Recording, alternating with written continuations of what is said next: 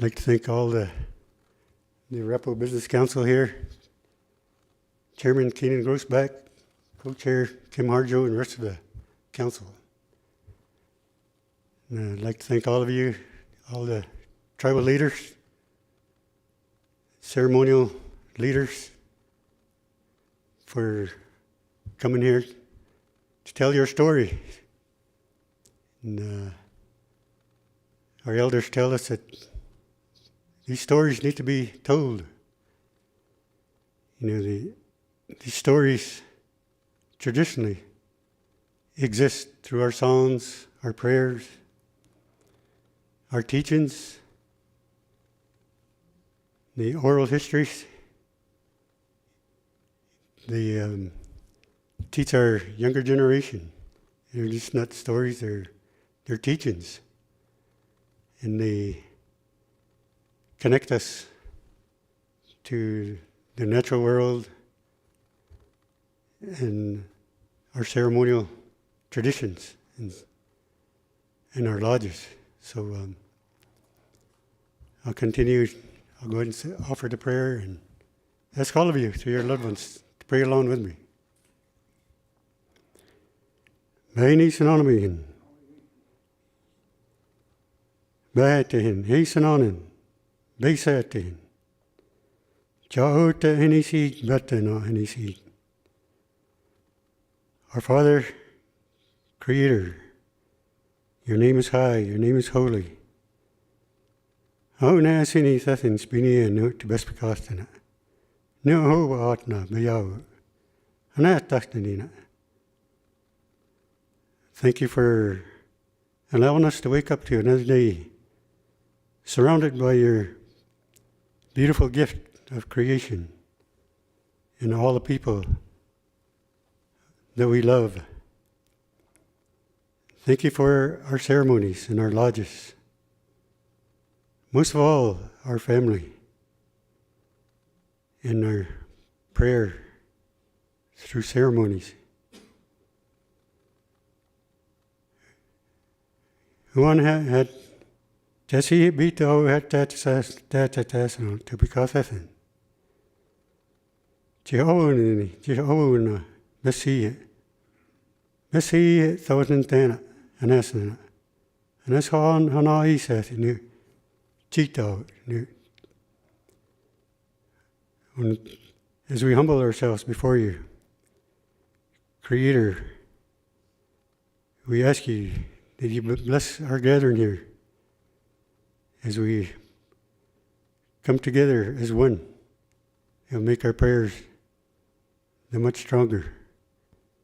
And to bless our families that are back home. And bless all of the respective tribal nations as they travel home back to their respective homelands. Send your eagle to watch over them. This I ask in your name. Ho.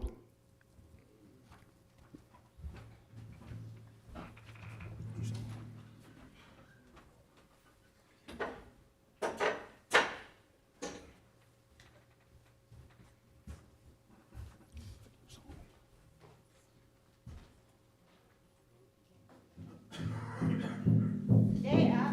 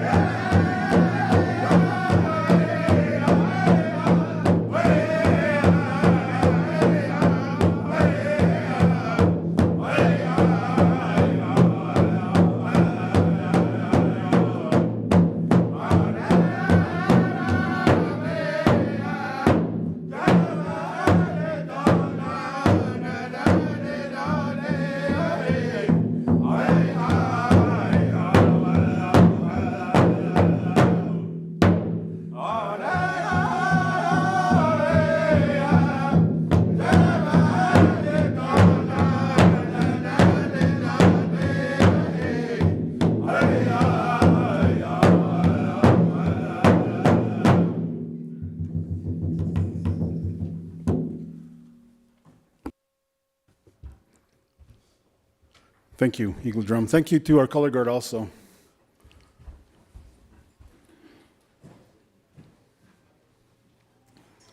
I'd like to welcome everybody to day number 2.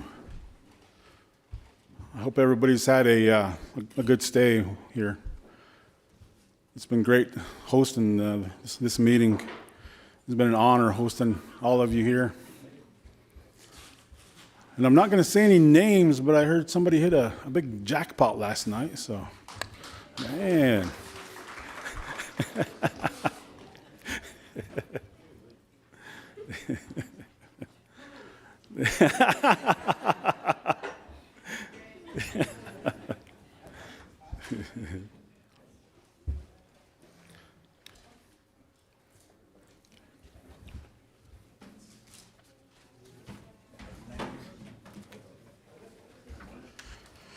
Okay, we'll go ahead and get started on the agenda.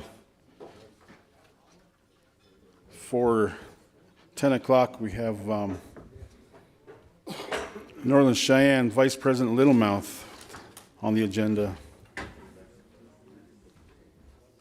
Wants to speak about a new tribal monument and culture center. So, Vice President. Okay.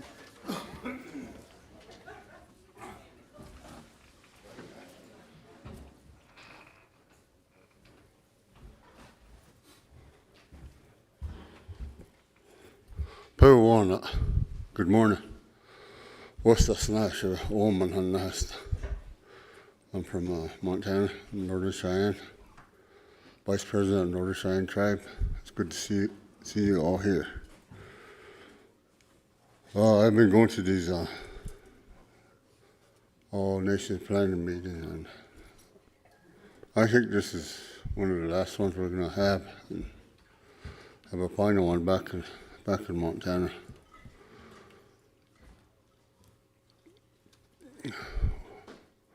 We got I got my assistant here that's been working on this planning meeting and all these, what we've been up to on we're planning on building a culture center and a monument on a donated land that we have near the battlefield, on the battlefield. But I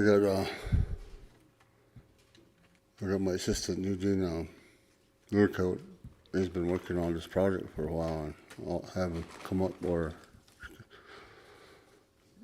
gonna explain what we're doing. His in the name is Mel Morning Killer.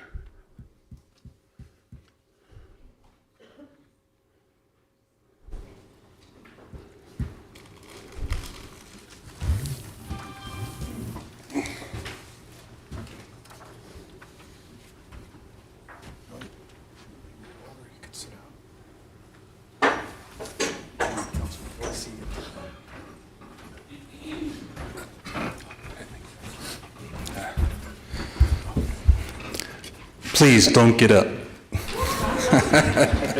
I'm going to keep things light. Okay. I'm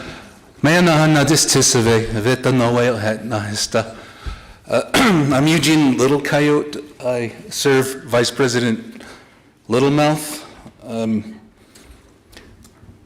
Before I do that, I'd like to share with the Arapaho and Shoshone people down here that live down here in 87, 88, and 89.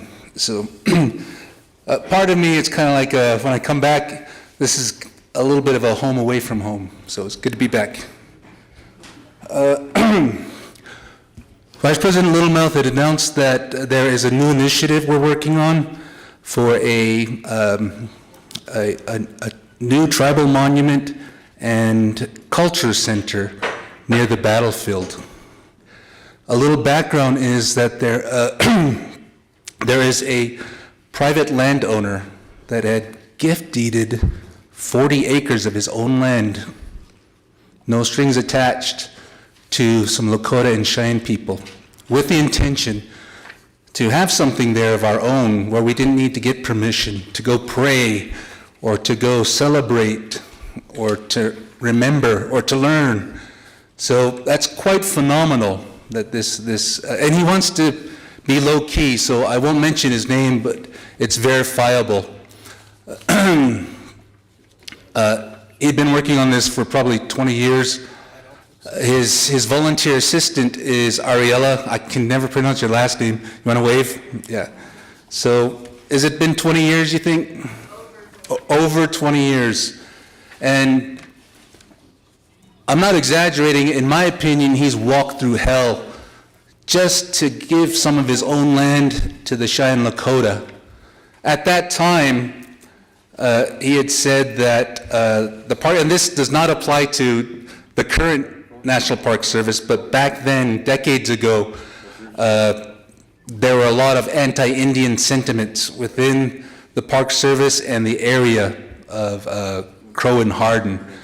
His words to me was they didn't want to have anything to do with real Indian interpretation there, so we were kept out.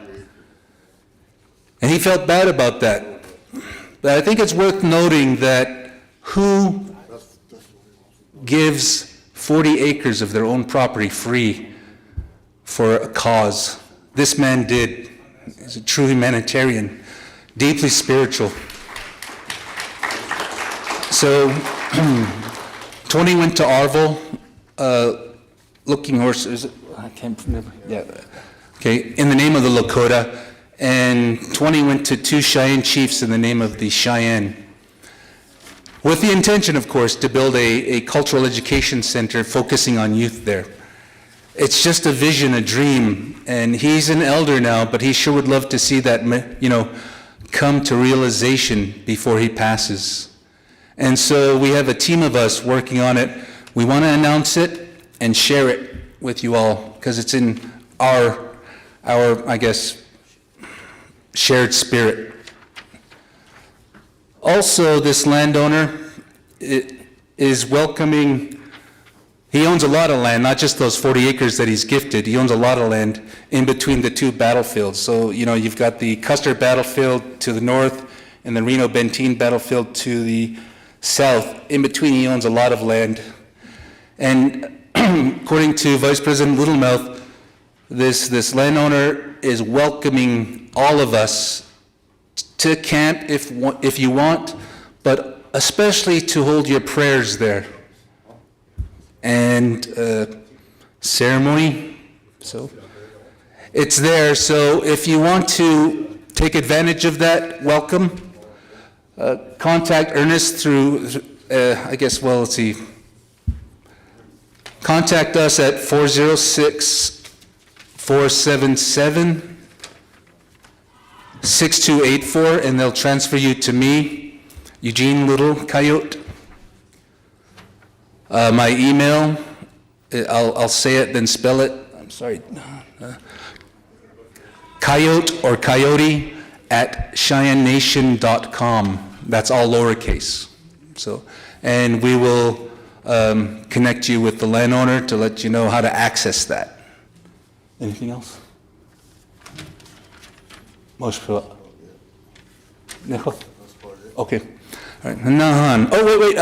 Let me point out our camp coordinator that's doing a lot of the legwork for us. If you need to coordinate anything, is Dion Kilsback. Dion, would you stand, please?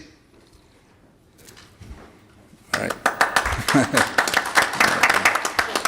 All right. So, thank you very much.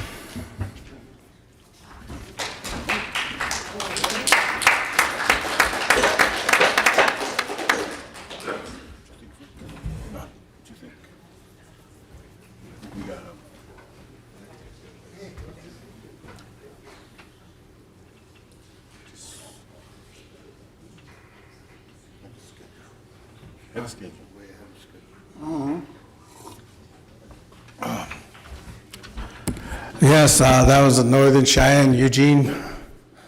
Thank you for that information. We also need to realize, again, I'm sorry for those of you that this is showing up for your first time. My name is Frank Star Comes Out. I'm the Oglala Sioux Tribe president, and I'm helping with the coordination of this huge event here, working with the Park Service and all the tribes.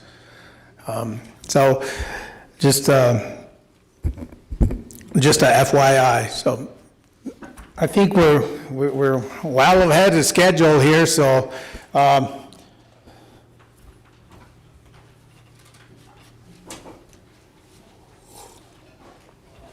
you know, yesterday we covered a lot of ground, and we had a discussion at the end on answering questions and things like that.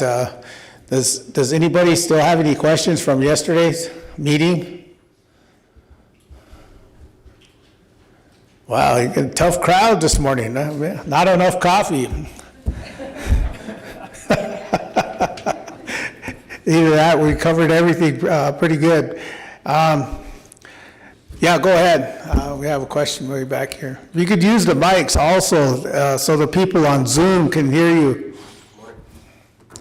Good morning. Just state your name and tribe. Good morning, Brendan Hardrow, Northern Arapaho Tribe. I was wanting to know how far the communications committee got last night, just so that way we're going to be in the loop as well. I was wanting to know, was there some type of resolution done, or was there ideas that are on pen and paper, so that way we can move forward and get our organization a little bit more in the right path, or more all together, stepping together, I should say.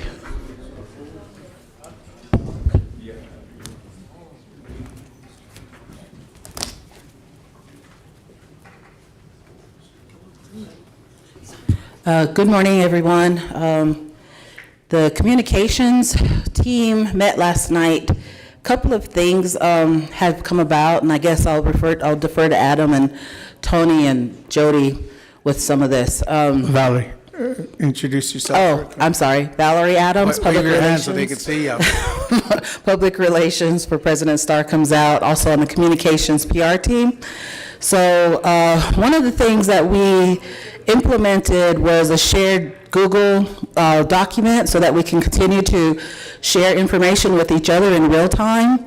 Adam also initiated a calendar that he's able to share with anybody that's giving a list of all of the events, who's arriving when, and going to give administrative access to people so they can update with their own information. So that'll be Adam. You'll be heading that. Yeah, I can do that. If anybody wants to be added, just go ahead and bring me your email address, and I can add you onto the public calendar, so you can see all the events that we've talked about and discussed, and help me maybe fine-tune some of them, get some more details about the different events and the times. Adam, can you introduce yourself? Yeah, I'm Patrick.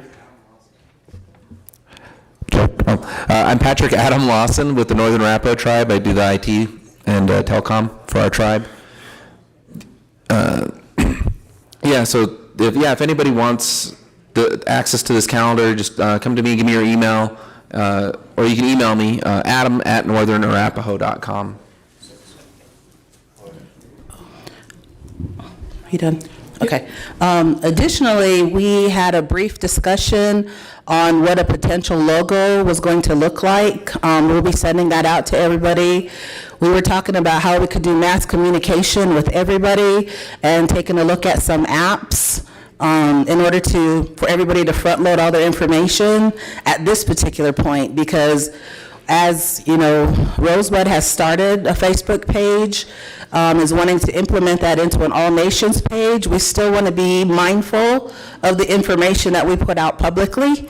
And so with that, with the app, we'll be able to control some of that information, and each tribe will have their own information that they'll be able to put in there. So we're researching that. Also researching internet capability, reaching out to a couple different agencies like AT&T and Verizon maybe, who could be able to process, or probably maybe the parks. If we could tap into your internet, that would be great. But definitely looking at a couple of options because there'll be so much happening at the same time. So I think that once we get everything squared away with that, we'll be reaching out to each of the tribes, asking for information so that we can implement a full agenda for everybody, to keep all that information together. Regarding press releases and things of that nature, we want to get a little bit more secure on that level. All right, thank you.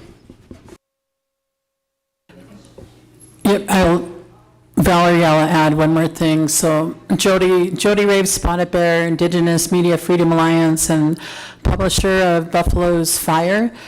And we're going to be passing around this QR code more too. So like if anyone needs access to the Google document, we can send messages out to everybody through this text-wide messaging system. So we'll get this around to everybody so you can scan the QR code, and that will be the first way we can start communicating immediately with everybody. Thank you.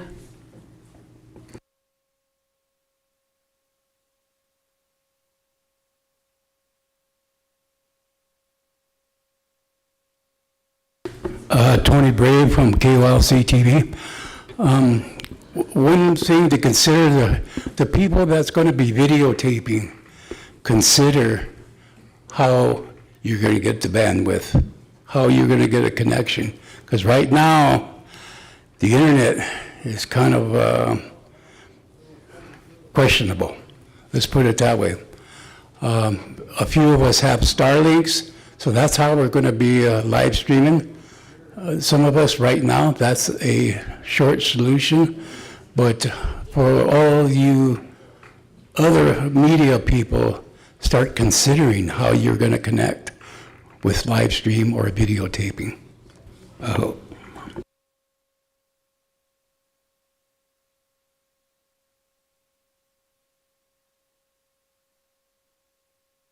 One more thing, we've established that there's 2 events happening. So with the creation of the agenda, for which in the bottom area where we have the control, we're calling that the All Nations stage.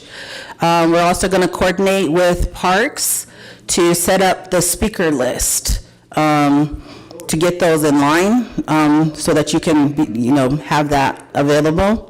We're also taking requests because we want to build a dream list for our speakers, for our youth.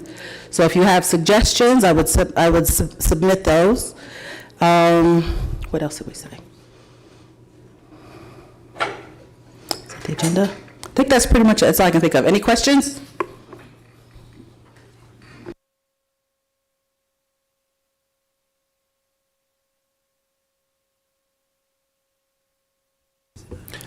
I guess I'd like to add, I'll be up there with the Northern Arapaho, and we'll have a little center set up with access to Wi-Fi through Starlink and any other connectivity we can try and find and get to the facility. And we'll have charging stations set up so people can charge their phones. They can get on and do work a little bit. But we can't guarantee the amount of bandwidth if a significant amount of people show up and they overload the Starlink system. And when I was on site, both Verizon and AT&T were very minimal service. They were only getting maybe, my tests were about 20 megabytes down, 3 or 4 megs up. And that was with only 4 or 5, I remember we have like 50 people in the area. So once we get, thousands, that could be an issue. So we're gonna try and reach out to the cell providers and see if they might be able to bring a mobile unit on site. One other thing I wanted to add is KOLC TV has a YouTube channel. I don't know if you know about it, but we've been videotaping all these conferences. So if you go to YouTube, type in this address or name, KOLC TV, all one word. And then within there's a playlist called the 150th anniversary. You can view all the conferences, the planning meetings that we had up to this point.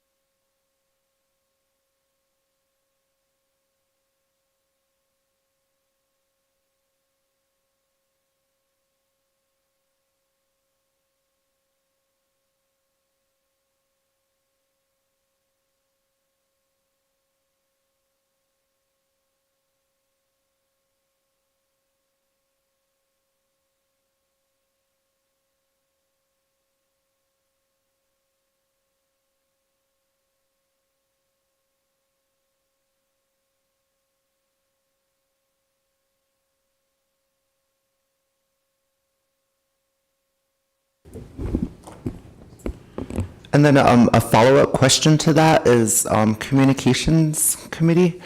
Are you going to be located on the Real Bird property or with the National Park Service?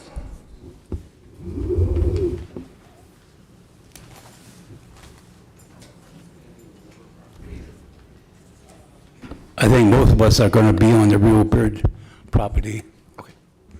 I'll probably be up for a presentation up the parks, but I'll be going around doing a lot of the events that's happening because I want to highlight the youth and everybody else that's there.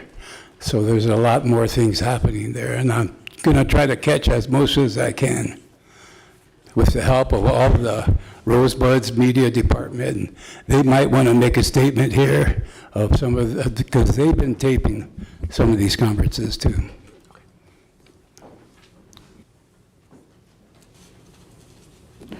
They're going to be pulling the logo up on the screen and also the shared drive to see the calendar.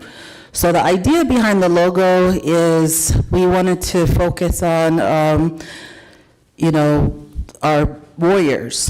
And in that, reframing this conversation as Battle of Little Bighorn 150th celebration to, and I'm gonna take my Lake She Russell's direction on this, to victory at Greasy Grass as our logo. And then in the logo itself, it'll have a place on it where you can put your own tribal identity on there. On the bottom of it, we'll put Little Bighorn 150th, the date, the time, all that stuff. But that's kind of where we were going with that. There it is.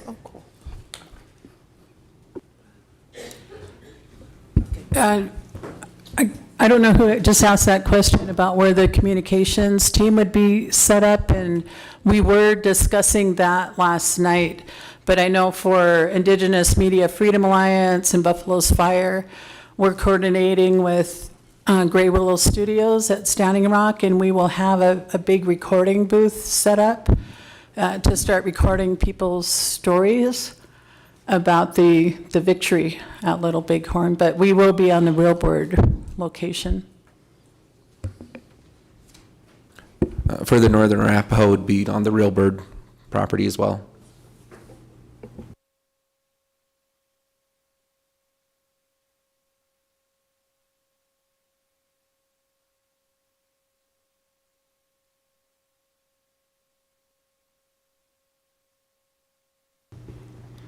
That's what? That's all we have. Oh, yeah. Any other questions? And I'm glad the media got together last night and they went at it. So we got that squared away. And other tribes that have questions, similar questions, then maybe you reach out to the media team here with your concerns there, and how if you have resources. I know some other media people also want to bring some of their equipment to the table too. So there's just all kind of networks out there. But I think we also need to focus on is getting the word out there on a national level. It is growing. It is growing. If you follow this event here, it is growing and it's going to be huge. So yesterday we talked about traffic and how congested it's going to be. So you just got a picture. For those of you who have been that actually have been on the battle site there, it's not really a whole lot of roads in that area. It's right off I-90, and then you got a frontage road right there that leads to the Real Bird property, and their land is just right there. So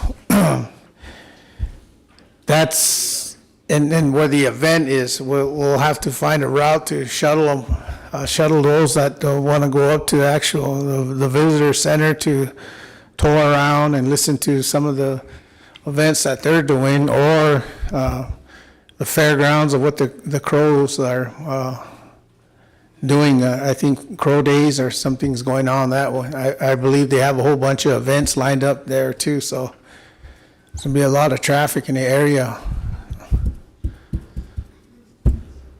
But we wanted to,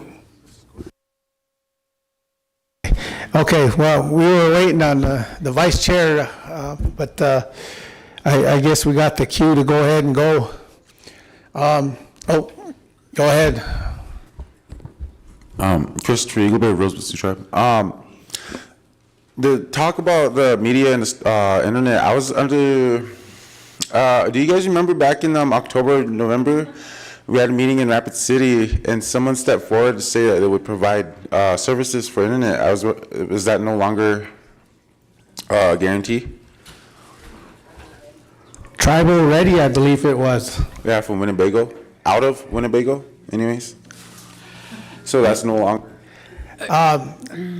They probably just didn't make the meeting here, but that's kind of who I was referring to, some of the media outlets that out there that can provide those kind of services. Yeah, I can answer part of that. So about 3 days ago, we published a story on our news website, Buffalo's Fire, and we did an interview with Tribal Ready, and they are not ready. There's no access to internet right now. They're having, there's nothing for them to really tap into, but there's more details, yeah, if you find the story on Buffalo's Fire. So that's why the media folks, we're planning on using Starlink for our own individual media operations, but that is the biggest problem right now, is that there is no overall internet for everybody.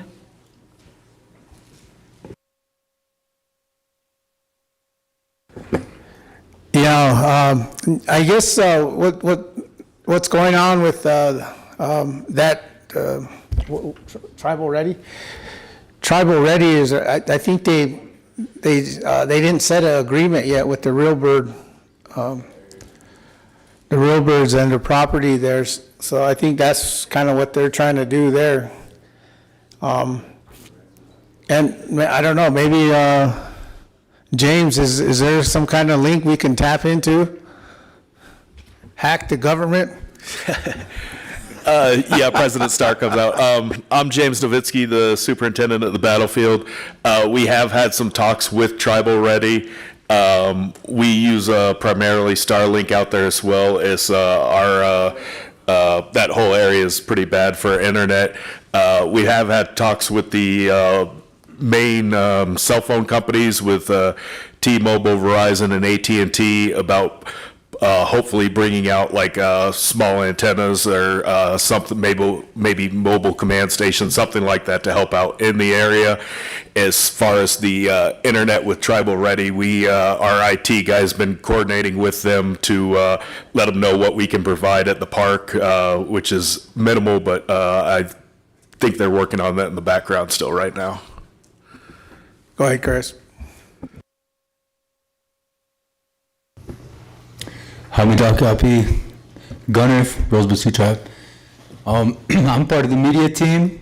Our plans from the beginning was just to upgrade our equipment, taking this opportunity to expand on what we can already provide, and we want to live stream at a central location, like with the speakers and something like that, but also we'll be very mobile and just kind of capturing things, capturing the activities that are going on, and we're really going to rely on the kind of the final schedule agenda to decide where we're going to be, and we can't be everywhere, so prioritizing and other than that, collaborating. And I know there's a link, like a Google Drive file sharing leading up to the event, so getting the word out. I think initially we just talked about being in contact communication with other tribal stations as soon as we get the information, maybe like stories or like what do they call it? When you publish to the news or whatever. Like, but yeah, just whatever we want to know what to put out there and who to reach out to and do the best we can to getting it out as far as we can, sharing on our socials, etc. But yeah, just official statements and things like that. Like, want to be able to collaborate with everyone and knowing what are we going to put out there, you know, because want to make sure it's thorough, the statements, and not just putting out bits and pieces. But we just. We have a side. Is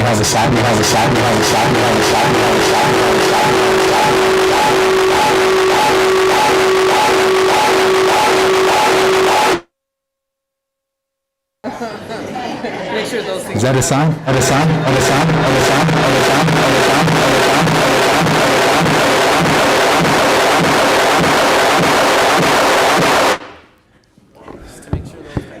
I think that's the government tapping into our meeting. Trying to figure out our plans. That's why I didn't want to share too much. No.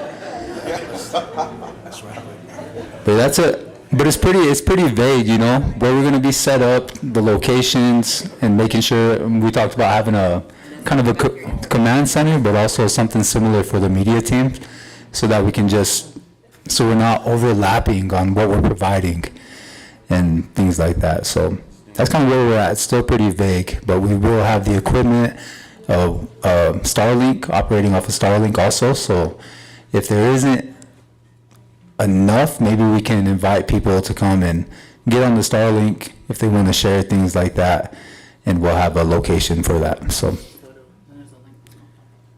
Well, that's great. That's great to hear.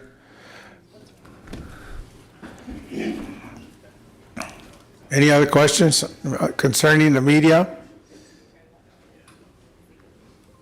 I think one thing that you got to consider with Starlink, you're going to have to pay that $264 priority just to be sure that you're going to have connected.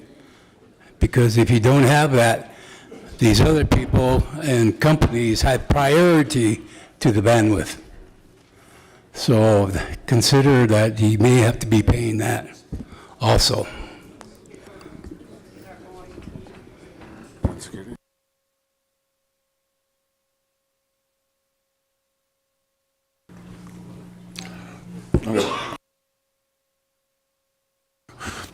President Starr comes up. Yeah, go ahead. I was asked a question, and it was a curiosity if we've even reached out to FEMA, I believe, for I forgot how it was worded. Shucks. Can you get on the mic and? Camera shy.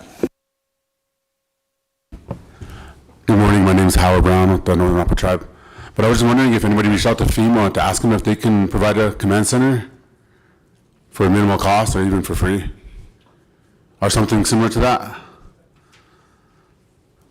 Not that I'm aware of, unless any other nation did. We can probably ask. Oh, this guy right here. Ask Harvey Splinter right here.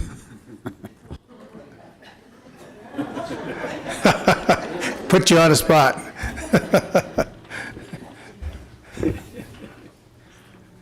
Okay. Okay, so if there isn't any more questions here, we want to do an honoring this morning, and as you know, throughout these planning meetings, we had about 5, 6. This will probably be 6th one. All the nations that come together, we recognize them and we try to honor them. And the last meeting, we honored 6 Dakota tribes from Canada. They came, and as you can see, they left us their flags to hang and let us know they want to be part of this. The celebration or this big event here. So we're hanging their flags here along with all the other nations. So So with that, we have a gentleman here, Mr. Clayton Wadidika. I'm sorry, maybe I butchered your name. Wadidika. There you go. I'm sorry, sir. He's from the Wapton, Dakota Nation from Canada. So we asked Russell Eagleberry if he can come and do a prayer for him in the ceremony and sing a prayer, and then we want to honor him with the star quilt here. So I'm going to turn it over to Mr. Russell Eagleberry. Hokahe, e au pilai titi apelo. E leon pete ki wotakwe wa ungluni hapik taunka lila wowi tan hetra. Ho e hekta ke o miniche unha peho I wotakwe e a wazia tan hipi, glipi. Ho yunkan lila ion ki pipi. Hotra e ata komini lenawi chokanki woche ke unsna skinki ti apelo.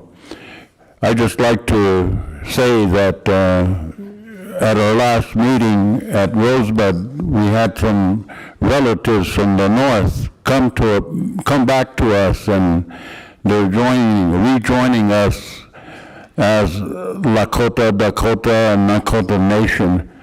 And so it was quite the honor to be able to receive them back with us in a good way.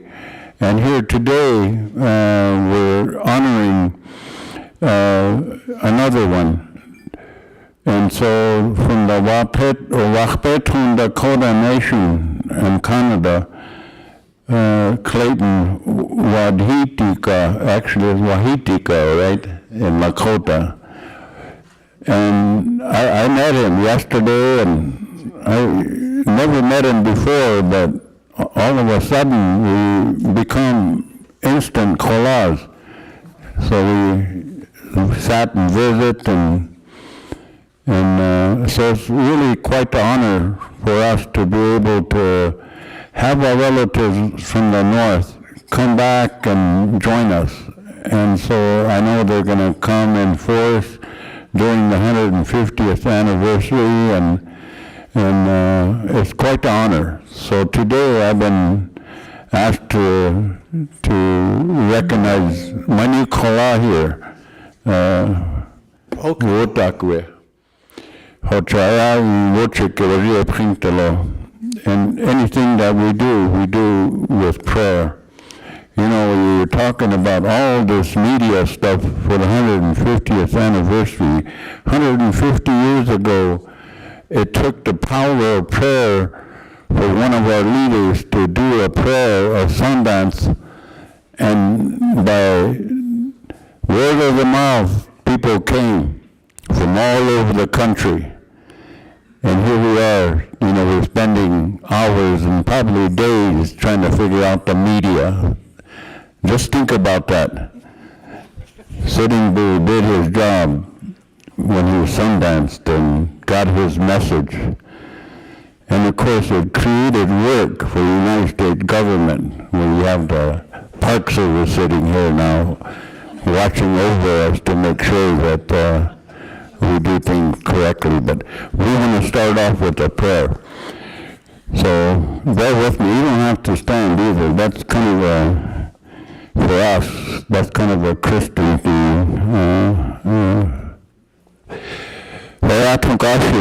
Na akantishni wotakwe machata yampika peto lechum se kigile vitampi na wotakwe awaziata lechum se isha hipi na wichugulo ni hampi eata komene hene isha Lakota, Dakota, Nakota hetrapi ehani tiwahe tranka heon trapi ka hoash lehana betuki makasi tomenea untipi hoinka okola kiche ungarabi ake hoinka lean betuki ho wichashawa hina traituki kichi hina ealetum se ominichi el taku anagop tampina taku akiabi ho yung ka e a ta komani le wotakui hetra.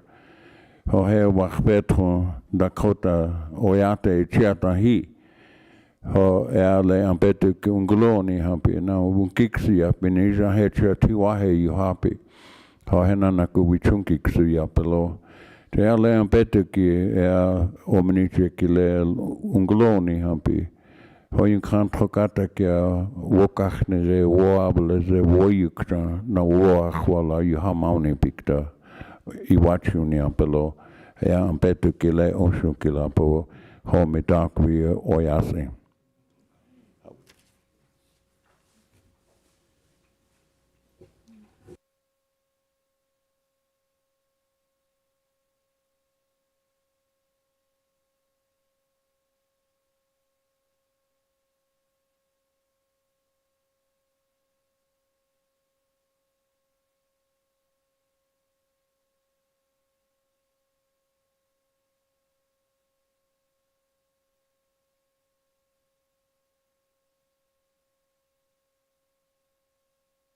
Do we have anybody that sing an honor song?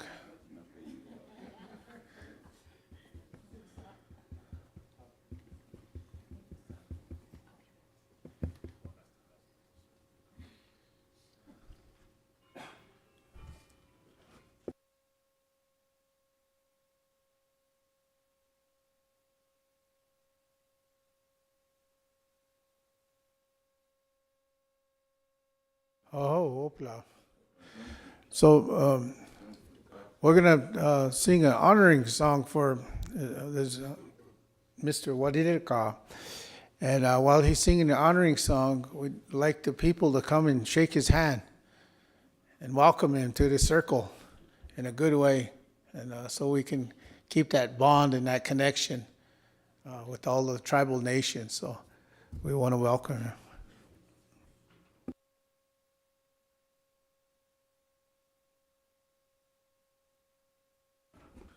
Test. Morning, relatives. I'm very honored to render this honor song. And the words in this song, we use this song to honor our relatives that have made great strides, achievements, leadership within our tribe. And the words to this song is, there's a man walking beside me with an eagle plume in his hair. And it's kind of like a song for protection. So this is a song I'll render for our relative here.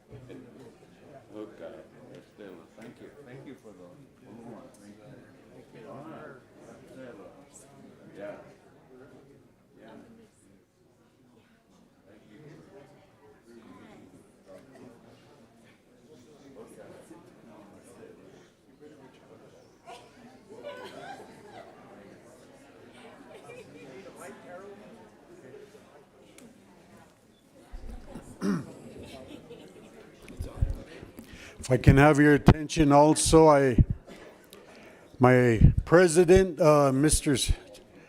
Itachan Star comes out, asked me to sing an honor song for him. So I'm going to sing the Battle of the Victory song for the Battle of Little Bighorn that was created by the current Porcupine Singers back home on Pine Ridge. And to honor him, to honor the victory of the Greasy Grass and the signing of the 1868 treaty, the song was made for that specific purpose. So for honoring, I'll sing that for you. And I've been working in Canada with Chief Redmond and various chiefs up that way for a while, since 1990. So familiar with your country really well up there. Hey hi hey hi yo hey hi yo hey hi yo hey hi yo hey hi yo hey yo hey yo hey hi yo hey hi yo hey hi yo hey hey yo Akeshaklocha ke bleche apo we chachchala peke o techi keloyo hey hey wa we chambla kacha tramakash hey hey hey as Crazy Horse would say, Hokahe, Hokahe, Hokahe.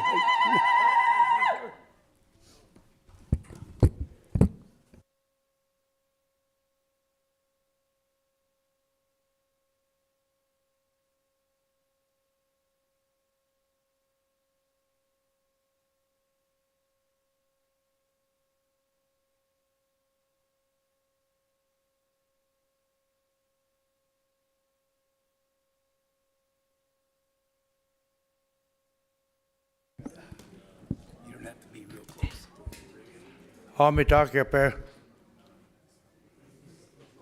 We talk me wamadi with 16 amakepe. Me oshakak too, we just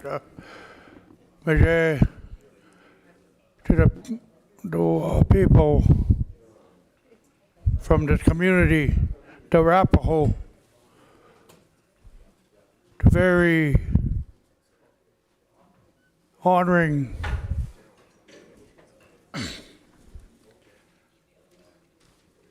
to be in your territory, welcoming me to sit with you in the lodge. I give you a thank you from the bottom of my heart. Me and my wife, and warm welcome to the committee of the planning committee here. I thank you for inviting us to be part of this celebration.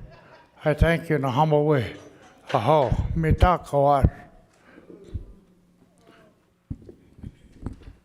Wopila, welcome. Welcome to the circle. We welcome you with open heart and open hands.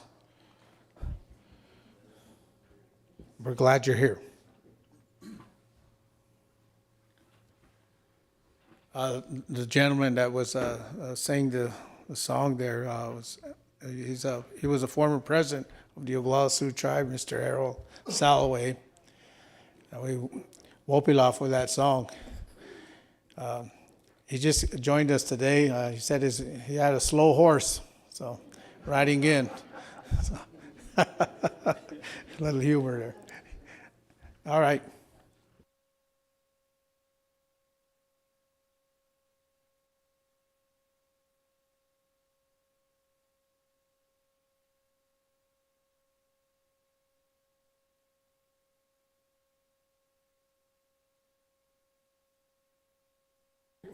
Good morning again. I just want to say a few words on the Lakota and Frank. Frank and Lakota won a TRO against the Julian mining near Peshla, Black Hills, and they're still fighting for it.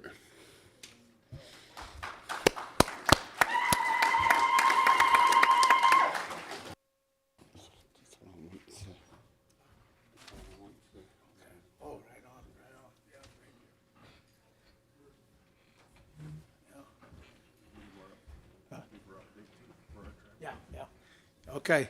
Yes, we wanted a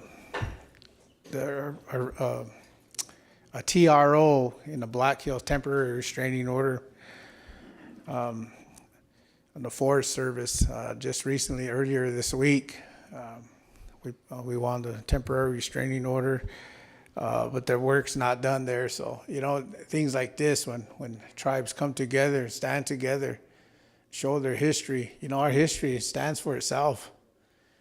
It's not good with the government, even to this day. We're constantly in a fight based off of treaty obligations. The lack of, and that's the fight we have to deal with to this day. And by tribes coming together and uniting, taking a stand. Shows a lot how powerful we can be when we come together. So just want to mention that. Okay, I'll turn it over to Martin here. Okay. I know yesterday we heard a lot from our allies on their plans, and I wanted to take a moment and talk about the Northern Upper Tribe and what we have been planning. This will be, I'll kind of makes me back up a little bit. My name is Martin Armejo. I'm the COO for the Northern Upper Tribe. This will be my third planning meeting. The first one I went to was up in Billings. Then went to one in Rosebud, and we hosted this one. And so after the meeting in Billings, because I got a hold of my assistant, Brendan Harjo, and we came back down. We started doing some planning, because one issue we're kind of running into is that following that next week is our Sundance. And so we got a lot of our people that will be planning and set up camp for our Sundance. So we started off kind of strong. We reached out to some of our local program directors. We formed a committee, a planning committee. And right now we were in the process of doing some fundraising. And it kind of fizzled out a bit, but we're still trying to plan. So I'm glad we're doing kind of the live on our Facebook page. We'd like to give the opportunity to any of our tribal members that want to get involved with the planning. Because so far we've been meeting at my office in Ethity, the old senior center next to Ethity store, 1 o'clock every Wednesday. We can set up meetings in the evening if we need to, get things mobilized. So far, like right now, we are going to donate two buffalo for the food part of it, and we also got with Dennis O'Neill with our Buffalo Ranch, and he also does our wood program, and so we ourselves are going to be planning a harvest for teepee poles, and that's going to happen over in the Medicine Bow forest regions, and it's kind of weather's kind of pending right now. I know they had a big snowstorm over there this past week, so we're kind of waiting for weather to clear up a bit over there. Yeah. And so right now, it's going to put it out to any of our tribal members that want to help out. Got to reach out to our office, get a hold of myself or Brendan, and do that on our Facebook page. And also my information is on that flyer, my email. However you want to get hold of me. Brendan, what was our office number?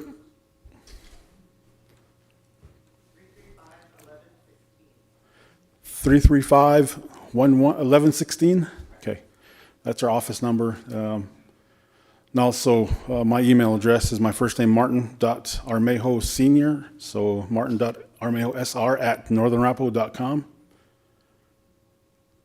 And so that's where we're at this point in time. So I know we're way out of schedule too. So do we have any questions about the Northern Arapaho's part?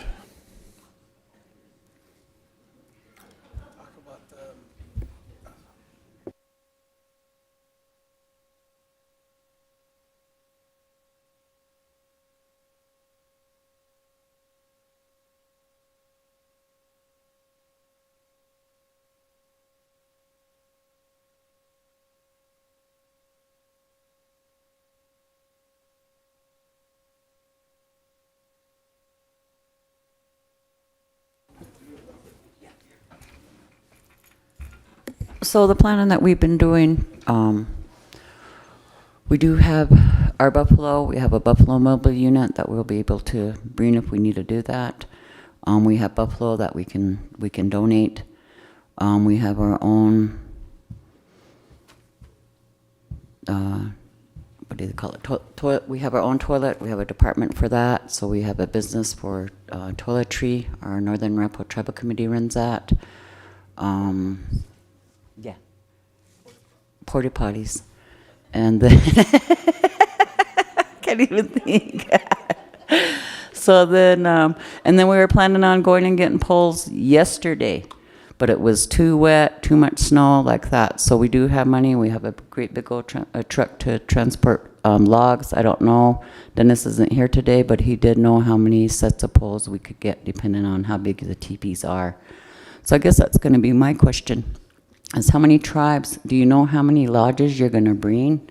How many teepees you're going to bring? Each tribe should know how many teepees you're going to bring so we know how many poles that we need to get.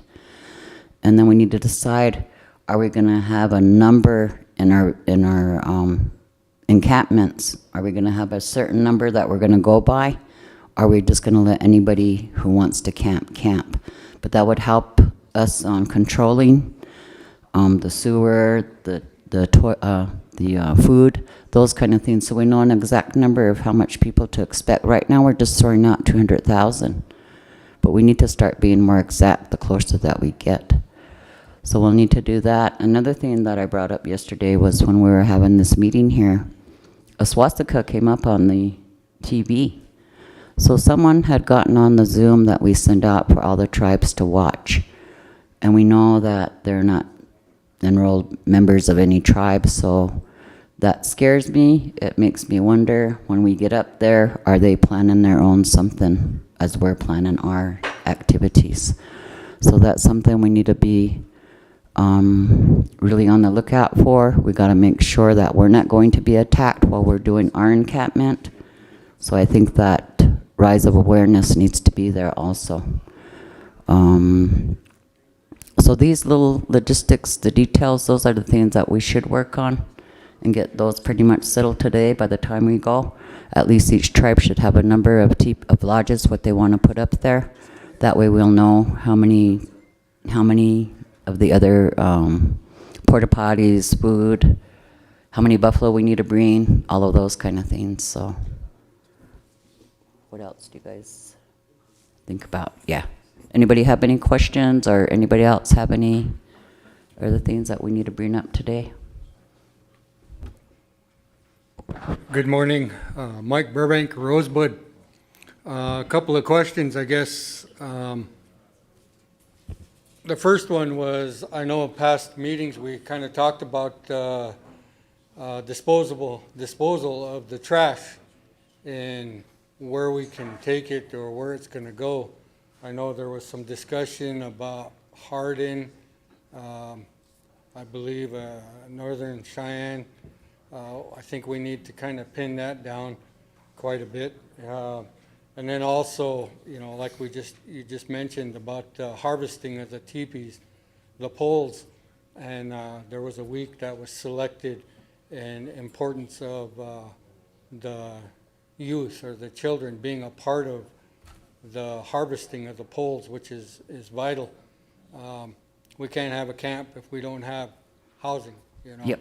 Our way of housing and setting up teepees, I know, I could just probably give you a rough estimate of the Sichangu. I think we were looking at 30? Okay, yeah, so, you know, I mean, that's a large number of teepees to be set up. I know I was meeting with Dion and Chairman up there in regards to making the trip and harvesting those poles. I know Chairman Stark comes out, talked about we all can come together on that day or them days, set aside and assist each other and help each other, you know, tribally to make that happen. You know, this is a big thing, you know, to have that many teepees set up. It's powerful. It's powerful. So those were just my questions and concerns about the trash, and then making sure that we have places. You know, Star comes out, said, you're going to rough it. Nosy, we're going to camp, so. We might have to dig our own latrines if we're going to do that. Exactly. 5-gallon bucket. So that's a good point. Mm-hmm. Thank you. Not only that for the trash, but even for the disposable for the porta potty when they go and clean them. So we'll need a place to dispose of that up there. Trash is a biggie. The porta potty waste. And those are, for me, those are the two main things that we need to make sure that we're taking care of. Go ahead.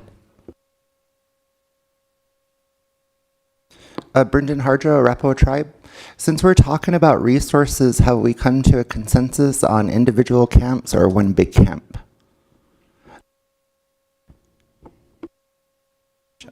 I'm asking for planning purposes, so that way I know if the Arapaho Tribe is already donating 2 buffalo, do we have to donate more than that if we're going to have one big camp? Are we all taking care of each other as one Indian people, or are we just separating ourselves into our own little tribes?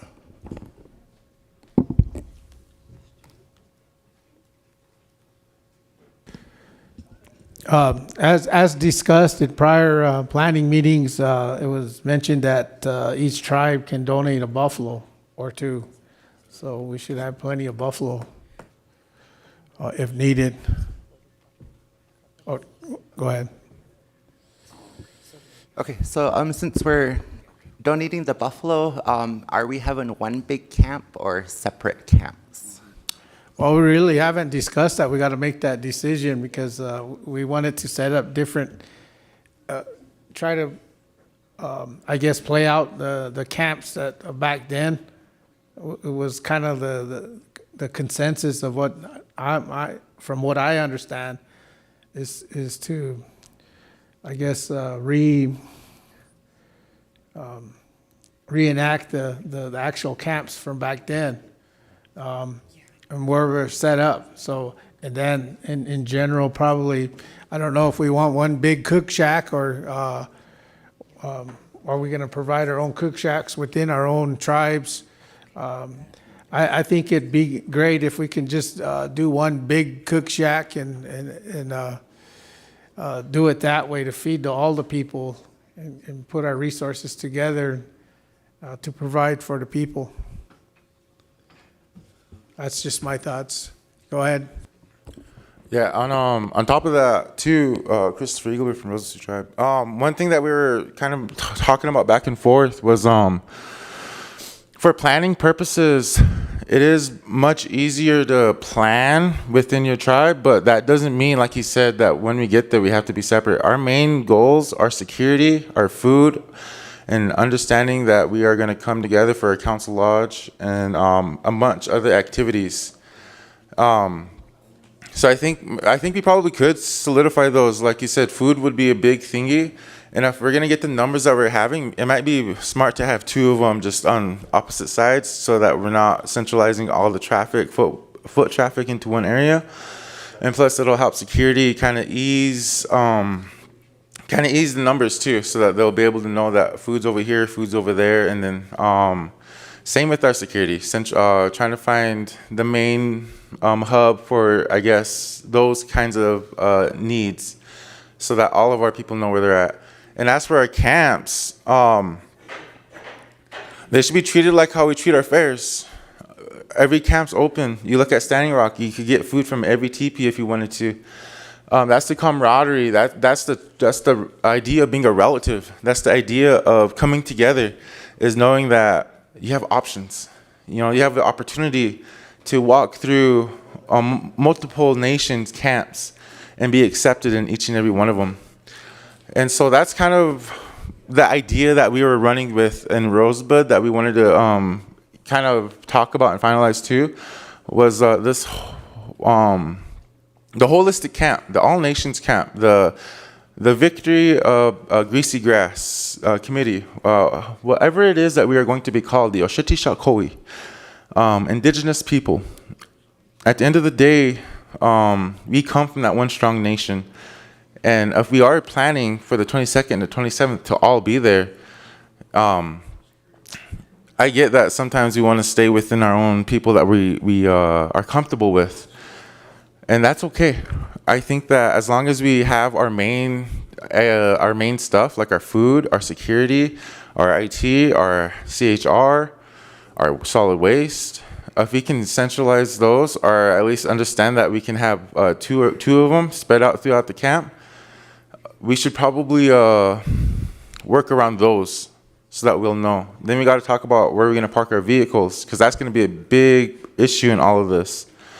And once we do that, I feel like our camps will just come together, you know, because a long time ago, our bands, they were far and wide, spread out throughout the Indian country.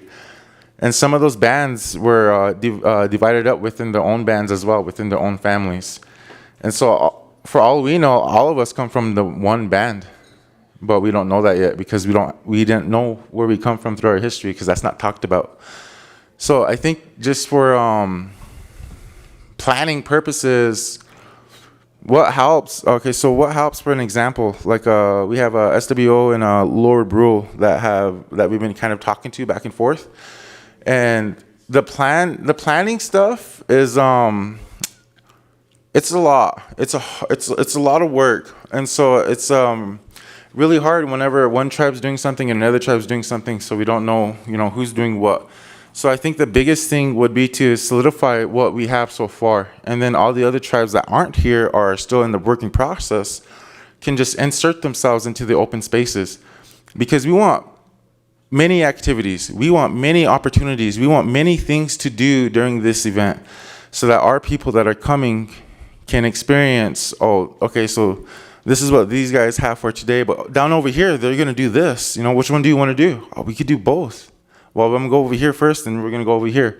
Oh, they're feeding something down this way. Yeah, but they're gonna feed over there too. And so, like, we want those options. We want those kind of conversations to happen in the circle, so that we know that we have options. So my holistic goal and plan behind this is one big camp that is able to be identified as one big camp where you're able to identify who you are, just like Standing Rock.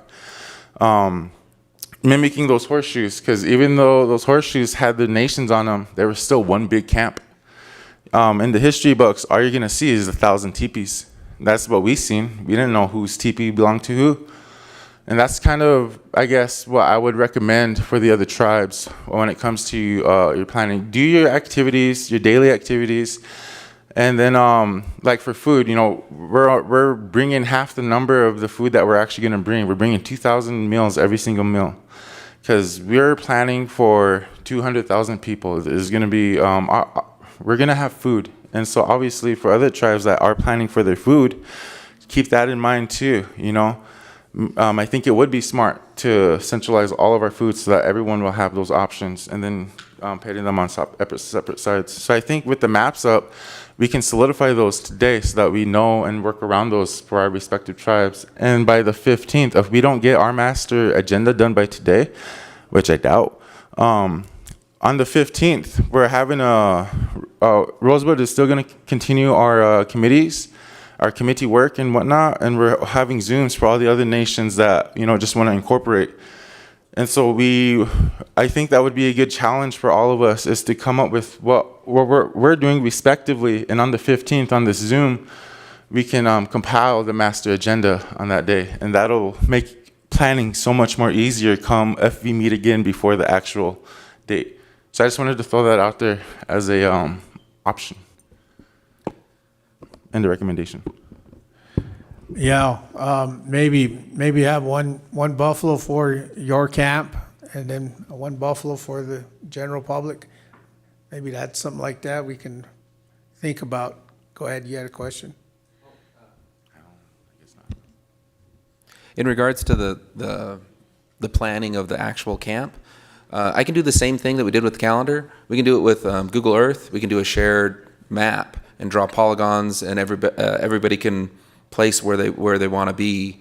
Or theoretically, we can still move it, but it could be a shared document that's kind of live and active, and I could help with that if that's something people are interested in doing.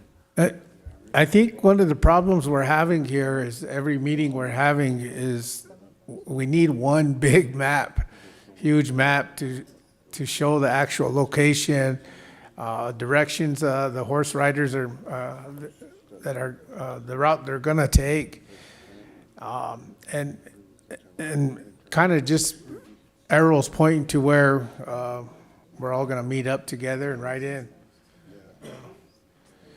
Things like that, actual locations of the camps, where we're gonna store gear, TP poles and things like that, or IT. We got to start putting a map together, just to give the public a general idea of the layout.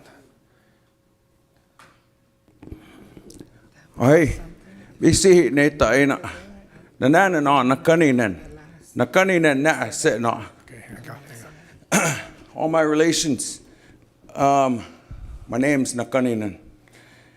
I went to a couple of the meetings with our Arapaho tribe, but I'd like to be filled in a little bit more as far as our security, who's heading up our security. And I watched part of the video yesterday, and I believe it was One Feather that was in charge that started the security. But yeah, that's what I'd like to know as far as our tribe. And then as far as camp criers, it needs to be identified, I think, who our camp criers are going to be. And then a central location. I don't know if we're gonna have intercoms or blowhorns or what, as far as communication, so that everybody is aware of what's going on. Like the young man was talking about, as far as what's going on, what activities are going on, what events, communication, keep everybody together, our security, all that good stuff. So that's just what I wanted to ask Martin. Aye. Thank you, Martin. I know we talked about it the first meeting, and I guess after that, we never did get it discussed or something in writing from what we were going to provide. And so I guess we do need to get back together with you and One Feather's team, because I did talk to One Feather before we started, and I'd like to get with him and get with your team, because I think one idea we had for the Northern Arapaho Tribe was using our veterans as our security team. So, and that's one thing I would still like to do, Martin, if you're still want to help out with that. So we'll get with One Feather's team and get that worked out. So.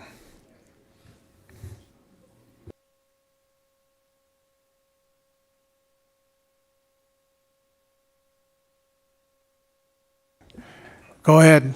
I got a question over here. Hey, good morning. This is Howard Brown, Northern Arapaho Tribe. So it's a question for Martin and President Starr comes out. But I attended one meeting for the Northern Arapaho Tribe so far. Do we have a concrete schedule, Martin, of when we're going to travel up? We're going to be there for 3 days or 4 days and travel back, or how's that all going to work? And then in addition to every other tribe, what's their schedule of coming and staying there? How long, and when we're traveling back? And yeah, thank you. Thank you, Howard. That's one thing that we still need to, those logistics we still need to work out on our side, because like I said, that with our Sundance being that next week, a lot of people haven't been sure if they're going to go, they're going to stay. So we haven't had a definite number of people that are wanting to go. And so we still need to solidify that on our side.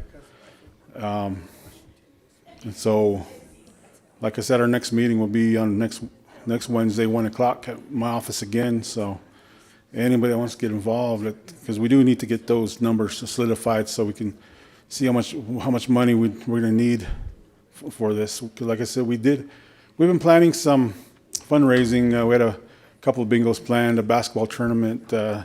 So that still being planned. So we definitely need to solidify who's going and who's staying. So.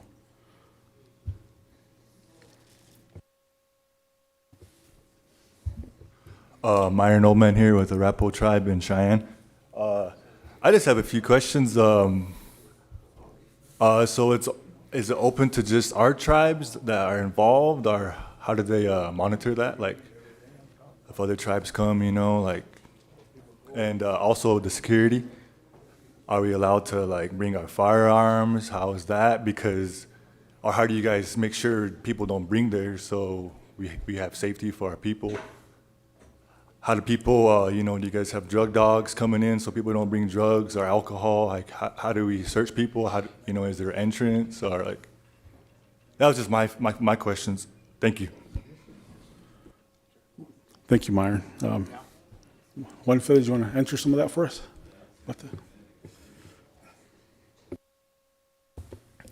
Yeah, I can touch on some of that. Those are some of the finer details or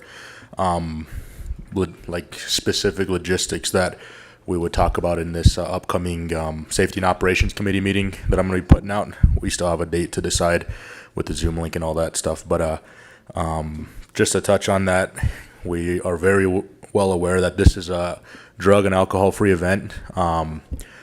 It's going to be somewhat similar to how we put on our our celebration for our fair, Rosebud Fair. We help out with that a lot, and that is a drug-free event. So one of the things we did to help make sure of that is just kind of make sure we updated our officers on the training of identifying impaired individuals and and being able to approach them and look for these signs of impairment and intoxication, and then we can question them and ask them, you know, what they got on them. If they have any alcohol, they can't bring it around the campgrounds or the fairgrounds or anything like that.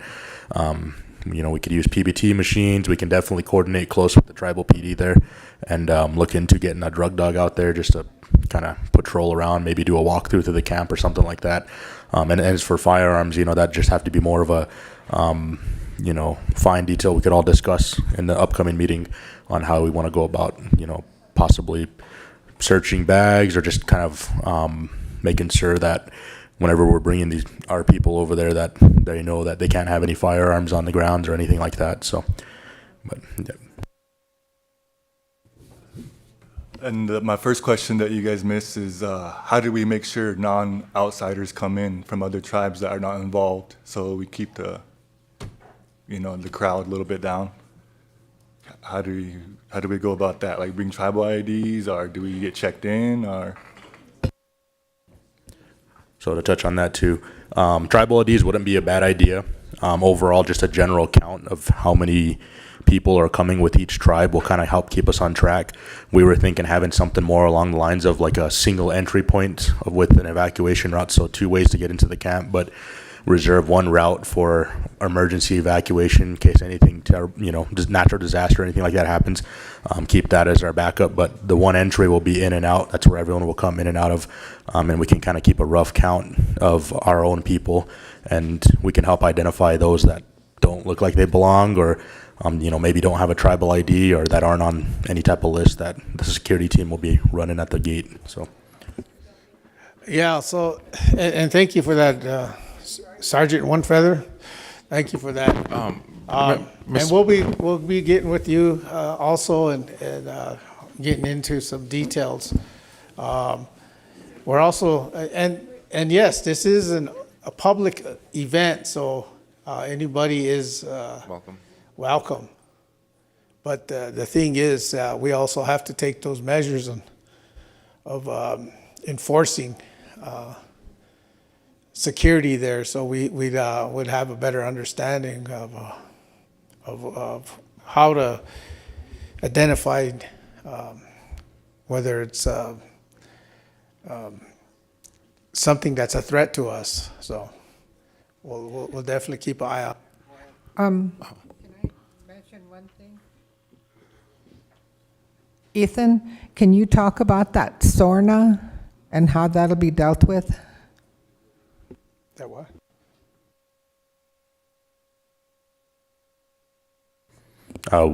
What's the deal with SORNA? Just to tell how you're going to address that issue. The SORNA stands for Sex Offender Registry. Oh, yes, of course. Okay. Yeah, there are some good concerns brought up to me, and it's stuff that we consider a lot too, especially when we hire and recruit our own staff for our detention facility. But there are certain steps and criteria needed if you're going to be bringing on people for security staff. You know, we're not going to be doing no extremely thorough background, but we do want to make sure we're bringing on staff that, you know, are going to be responsible and uphold every single order that needs to be carried out to provide security for the people and stuff like that. And one of the concerns where that was possible sex offenders or anyone on a registry attending this or maybe trying to come into the camp could be a possible threat. And all that for me would fall under, especially with identifying, you know, threat groups, threat identification and threat readiness. So that'd just be, like I said, keeping count of who's there, just kind of making sure we know, you know, if there's any serious criminal history or anything like that, we can keep track of that. But mainly it would be a screening process, especially for our security personnel. We'd be doing some selection criteria, maybe a soft interview or anything like that, that we can kind of get to know these guys, and you guys will get to know the security personnel joining the group. Yeah, and I think we need to make clear that the security that Mr. One Feather is going to do will be for the encampment, and we'll also coordinate with law enforcement in case we have to handle extreme cases, incidents, things like that. Nothing big. I just want to acknowledge I'm a month too late, and I didn't know it, but Sergeant Winfeather got a promotion. He is now the captain of the ACF, and so. Oh, congratulations, Captain Winfeather. I got a promotion here too, then. Okay. Also, like the Northern Cheyenne here, they'll also have services. They are close by too, so we need to utilize all the resources we can. That goes with tribal nations. I think this is leaning towards we take care of our own encampments, and then from there we'll create something for the general public as a whole. I think that's the route we need to take. That's kind of how it's turning out, because everybody's asking that question. How is this going to play out? Is it going to be one big, we're taking care of each other, or we're taking care of our own camps? Both. Yeah. So overall, we would like a representation to take care of the camp overall, but also take care of your own camps within your tribes. It's speaking for itself. So I think that's the route we're going to have to go. So also, I have the Real Birds online here with an update. So if you have any questions on the camp, Byron, are they on? Okay. Good morning.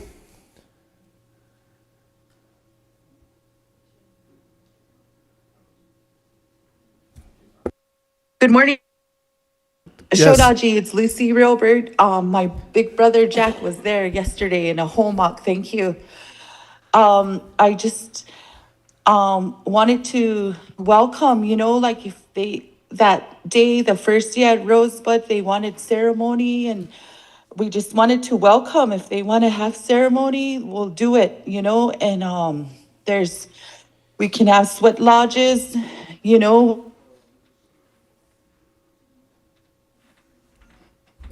way to go, in a homok. And the other part is Lucy, I think you broke up there for a second. Can you hear me? Yeah, we didn't get what your last sentence was. Okay, but so I think when I was at the Rosebud meeting, there was a guy from Cheyenne River, and the Orville, is it Looking Horse? Yes.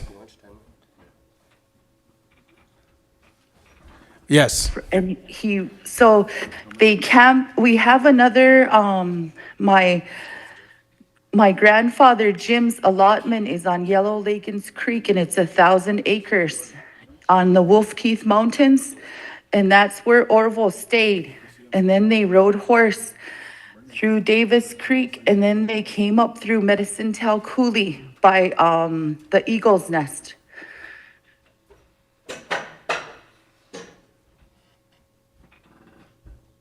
The path he took with the pipe, and he wants to do that again. We want to welcome him on our land, at all of you at Yellow Lakins Creek in Kirby. We have water for horses there, and so that's where I grew up, and that's where, so that, that's there. It's like right in between Busby and Rosebud.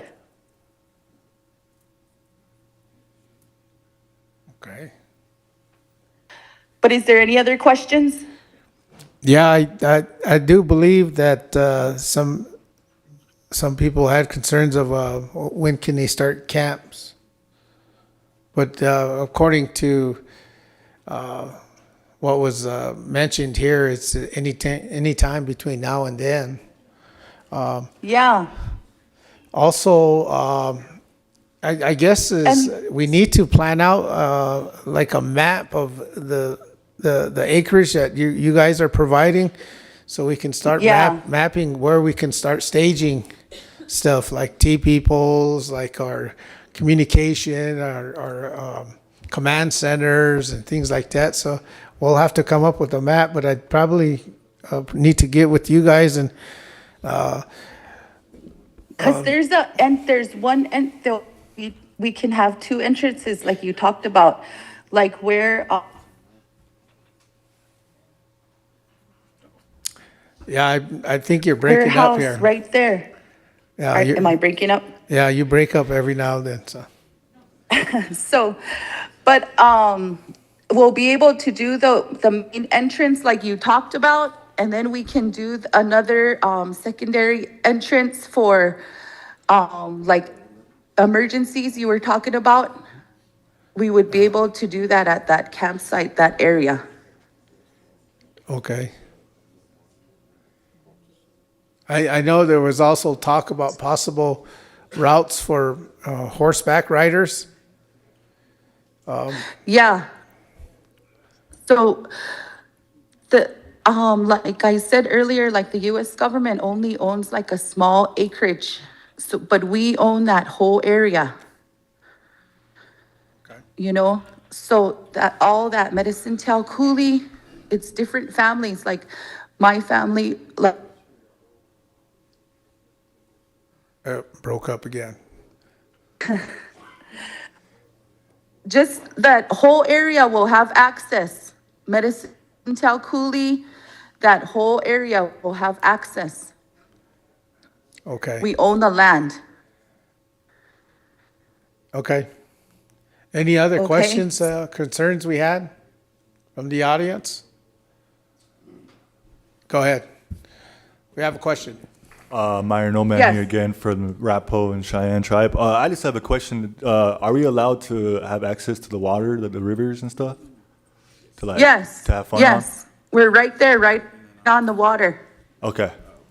That's all I We're have. right there. Ho-ho. And it's the actual site of where the encampments would have been, where our people, where the encampment was, is the actual site where we're gonna be at. Yes, you know, when I was talking with Jim yesterday, I did mention, I asked him, I said, you know, some of the questions I got is, you know, some of the horse groups that want to stay in camp, where the camps are, will there be places to park their horses and trailers and things like that?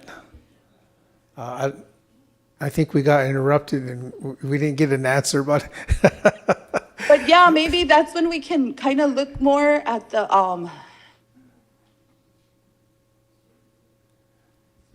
they broke up again. then we can map out where we want to put the trailers and stuff, you know? Yeah, so we'll get with you and see. And we need to know the boundaries there so we can start pinpointing locations where we want to stage stuff and probably put up panels for horses and things like that.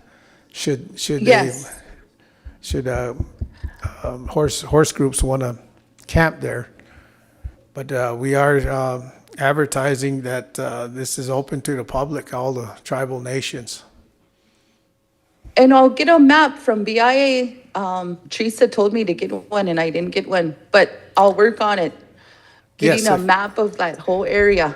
If you could get one as big as you can, that'd be great. Yes. Yeah. Yes. And then I think, what's her name, has my email.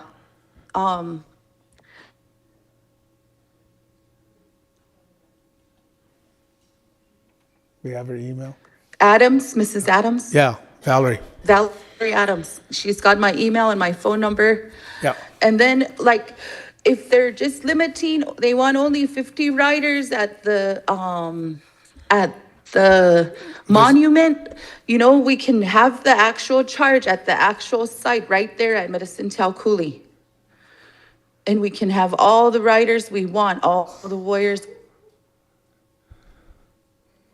Okay, we probably need a map of that location because tribes are coming in, probably need to know where that is. Where we're camping, like if you look to the right, that right there, that's Medicine Tail Coulee. So we're camping like, so like that river comes like through Medicine Tail Coulee, you know what I mean?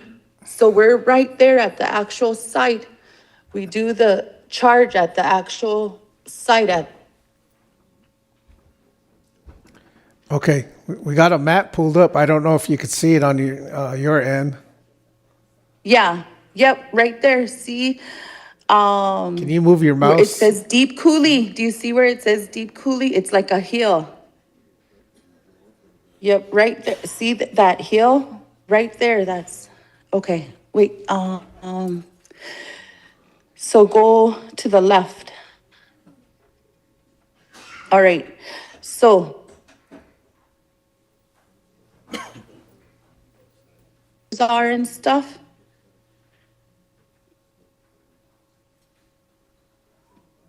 So it's right, so we'll be camping like north of it.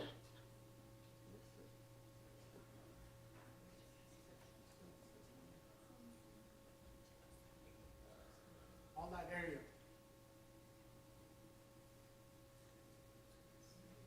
This area here. See that?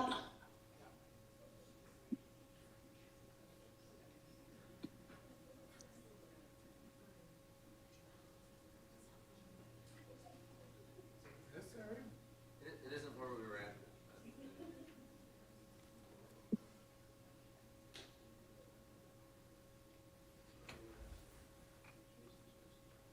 Oh, we're way up here.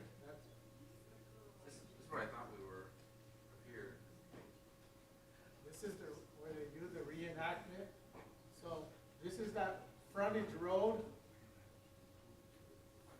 And this is a entrance point to the camp.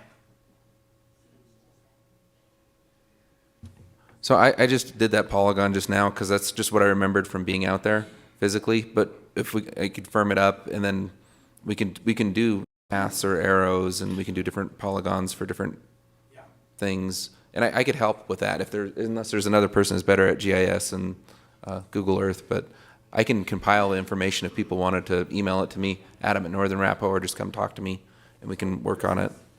This is all pavement road right here, and it comes back this way. Ties into this frontage road along I-90. So this is what, all pavement. And there's a road, this is the road into the encampment where all the tribes will be staying. Road right there to that encampment. We only got one road. Yeah, right here. This is the only road in. Yep. Yep, right there. Got it. That's the only road in.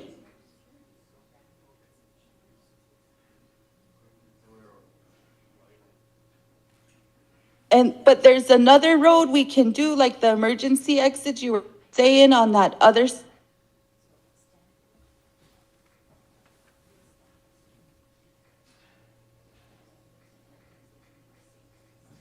Okay.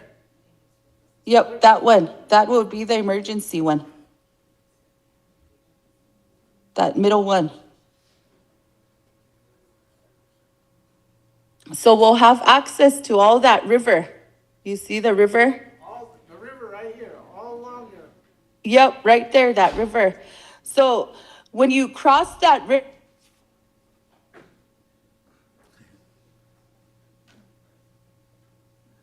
the river.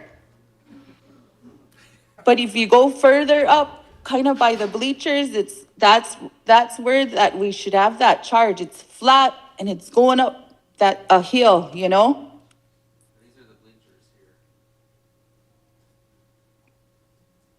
This is where they do the reenactment. Yep, right there. That's where we should do the charge. That's Medicine Tail Coulee.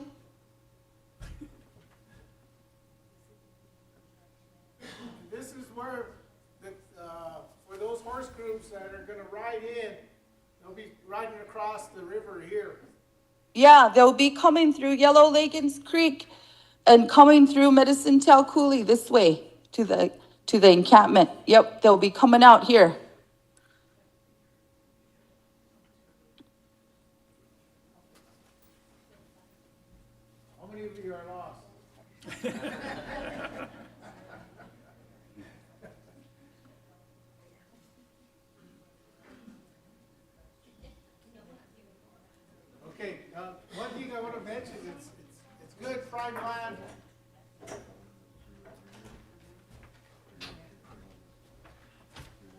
Okay, good. Any more questions, you can call me or email, okay? All right, thank you, Lucy, for that.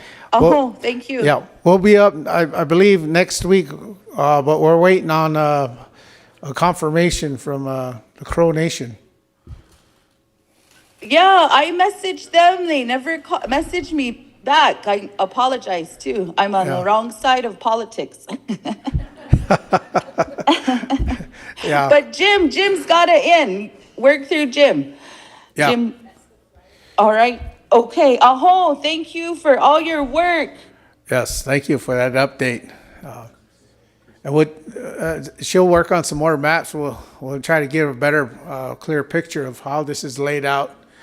Because you actually have to be looking at maps. It's always a good idea to go down there and check it out yourself. This land here is prime land location and is the actual campsites from 149 years ago. Yes, actual site. Yes. Chris? Yeah, again, thank you, Realtor family, for this opportunity. And Yep, right there. Look at, we're standing right there. I'm wearing the same outfit. And that's that hill. And so where the camp is, it's just right across the river from where that hill is. So going the other way. So the cavalry will be going that way, and then That's This the is actual just some land. pictures I took when I was up there, but this is the area where the camp would be. Yeah. And there's It's a really all nice wide river open. there. Yeah, And it's that's all- an Yeah. area where you could cross. yep, and that's my uncle, the landowner, Curtis. His mother we just lost. And this is what she always wanted. They would go and get in their trucks and camp in Busby. And she wanted to welcome you on her land. She's was the last living out of owns painted horses and attends things. She was a twin. Yeah, so well, we appreciate it. Homook, this is what she wanted. So if you look at that, look at the flat land right there. That's where all the camps are Yeah, going to be. yeah. Yep, right there. So it's a big area. And it's pretty well fenced off. He does, but we, Oh, we lost her again. sorry, can you hear me? Yeah, there's just a bad connection somewhere, but you keep breaking up. I know, I have bad service, I think. But, okay, so, yep, that's it. That's the spot, the actual site, okay? In a Homook, thank you. Yes, thank you. We'll see you soon. Can Yes, we get can we get a phone number for Lucy or an email? I sent it to, Valerie? Valerie Adams has my number and my email. Okay. Okay. So like that internet stuff, I can print it off and give it to my uncle and he can sign it off, and then I'll upload it and send it back as soon as you send it to me. Okay? So just for the internet access, Okay. All right, so any other questions for Lucy Realbird? No? All right. Okay, all right, Thank you. aho. Yep. All right, I'm going to let Cordelia come and give a brief rundown on what the Oglala Sioux tribe's been up to and answer some questions. And just what you do. Good morning. My name is Cordelia White Elk. I'm from the Oglala Sioux tribe. I work in the president's office. My title is Special Assistant to the President. And initially, Donna talked me into coming on board, and it was because I have a lot of experience in coordinating things. But as I've been working, it has become sacred there's so many people coming and pulling together. It's just incredible to me, because at this gathering here, there are 12 different tribal nations represented. And through media, it just spreads further and further. And for a lot of people, it's the first time in 150 years that people have come together and gathered for a common effort. And it looks like it will be something that we can carry forth. In coordinating this, there's two different types. One is the overall coordination, and the other is each tribe doing their coordination. So the overall areas would be security, health, those kinds of issues. And I'm so grateful to people like Mr. Ethan Onefeather, or Captain Ethan Onefeather, to Chris, because he's very astute and very well spoken. And there are so many others from all of the different tribes. They set up committees initially, and so those committees, some have been very active and have been meeting. But one committee that they had that nobody signed up for was food.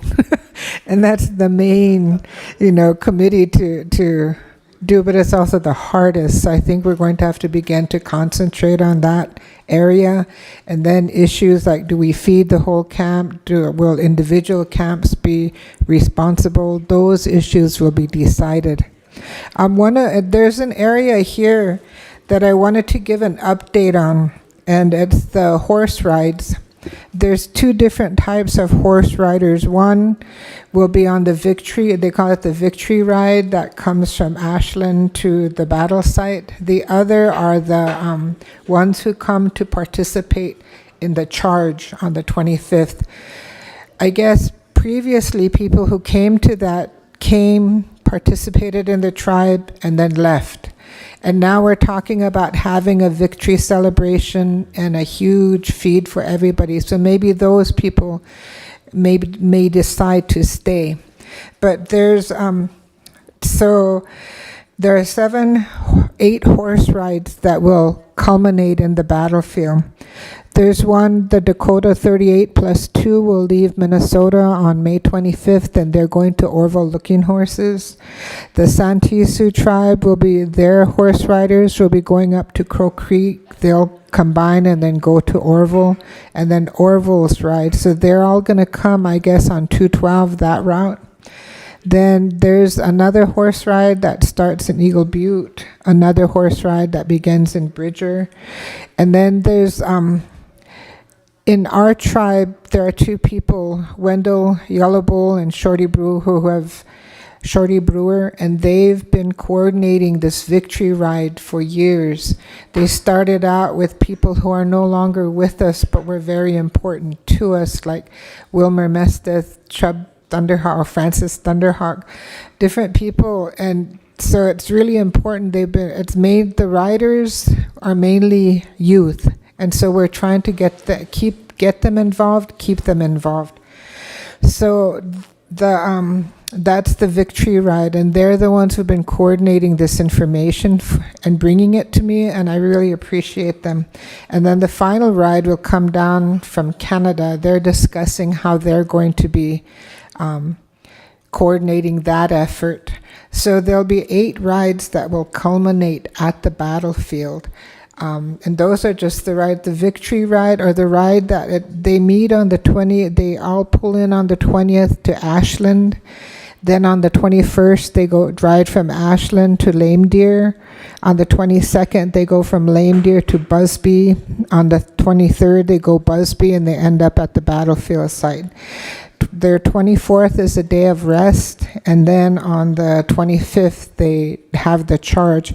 And that's going to be the largest area to coordinate, because there will be some people in the Real Bird camp, some people coming in from Busby. So those will be logistics that we still have to decide, but I think people are going to. There's different areas to coordinate. One of them is to speak more with the Real Bird family, I was really glad when they talked about a ceremony to ensure safety from the river. I've always been worried about our youth because, I don't know, from our reservation, they can stay in the water all day long if you leave them, you know. So that's another area we'll be dealing with. We're going over there to look at the actual land to sort of like plot it out because Mr. One Feather is going to be overall security, but we have a person from emergency management, and he's talking about setting up a command center so that all the health issues, the public safety, those types of things will be taken care of. One of the things that the riders had said, and they told us, was that the water, drinking water, isn't that good. So I think all the tribes need to bring water for the people that they come with to think of that area, because he said it gets really expensive around that time just because of the other events that are going on. There's Hardin, in Hardin they have Bighorn Days. The weekend before that is the powwow in Busby. There's Crow Nation Days during that time. There's a film festival in Billings. So there's just a lot of things that are happening. So that's why security, traffic control, and I think we have to have included in the safety is signage, so everybody knows where we go, where things are located, and how we'll deal with that. The tribes are coming together with personnel in these areas. I met with some really dynamic young people yesterday from Rosebud. They're bringing a mobile unit, and so we discussed different issues. So you have to think from the youth to the elders.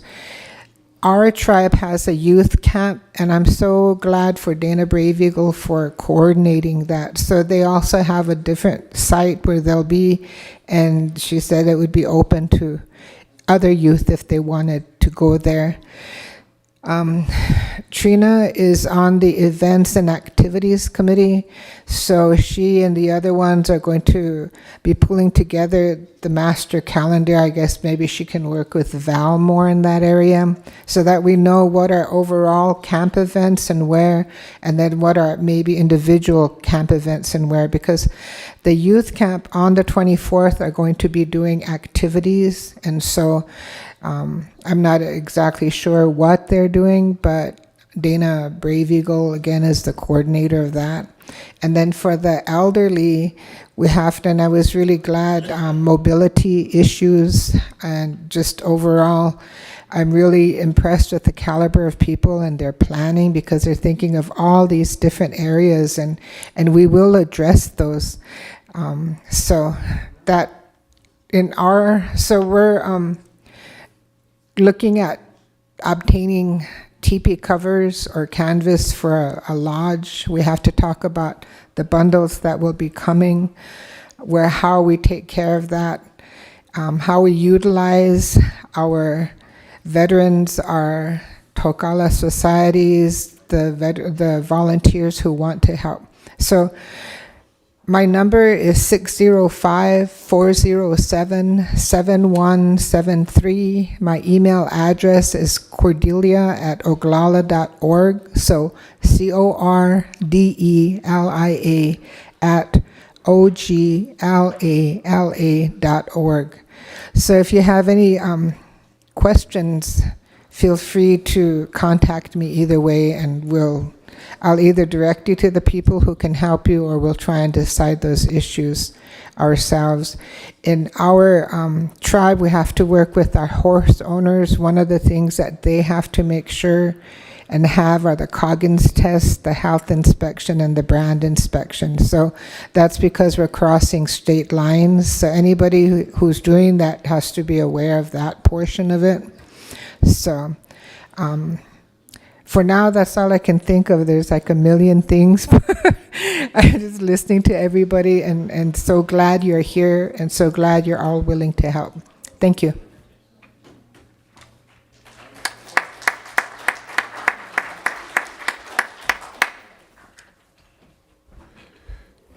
Well, next time I'll just have her start for me and explain everything. Ang Petiwashte, Trina, Pahayish Nalay Machap. So I am Trina Lone Hill with the Oglala Sioux Tribe. So I just wanted to give a quick, a little overview on a secondary activity that we're having. Like I said yesterday, I'm part of the Little Bighorn Riders.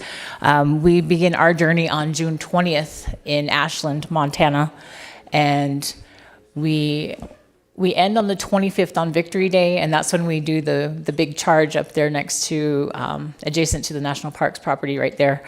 But I just wanted to, like yesterday, I had invited anyone that wanted to ride with us on that, but anyways, we're still going to go through with what we have in terms of riders, the charge and everything.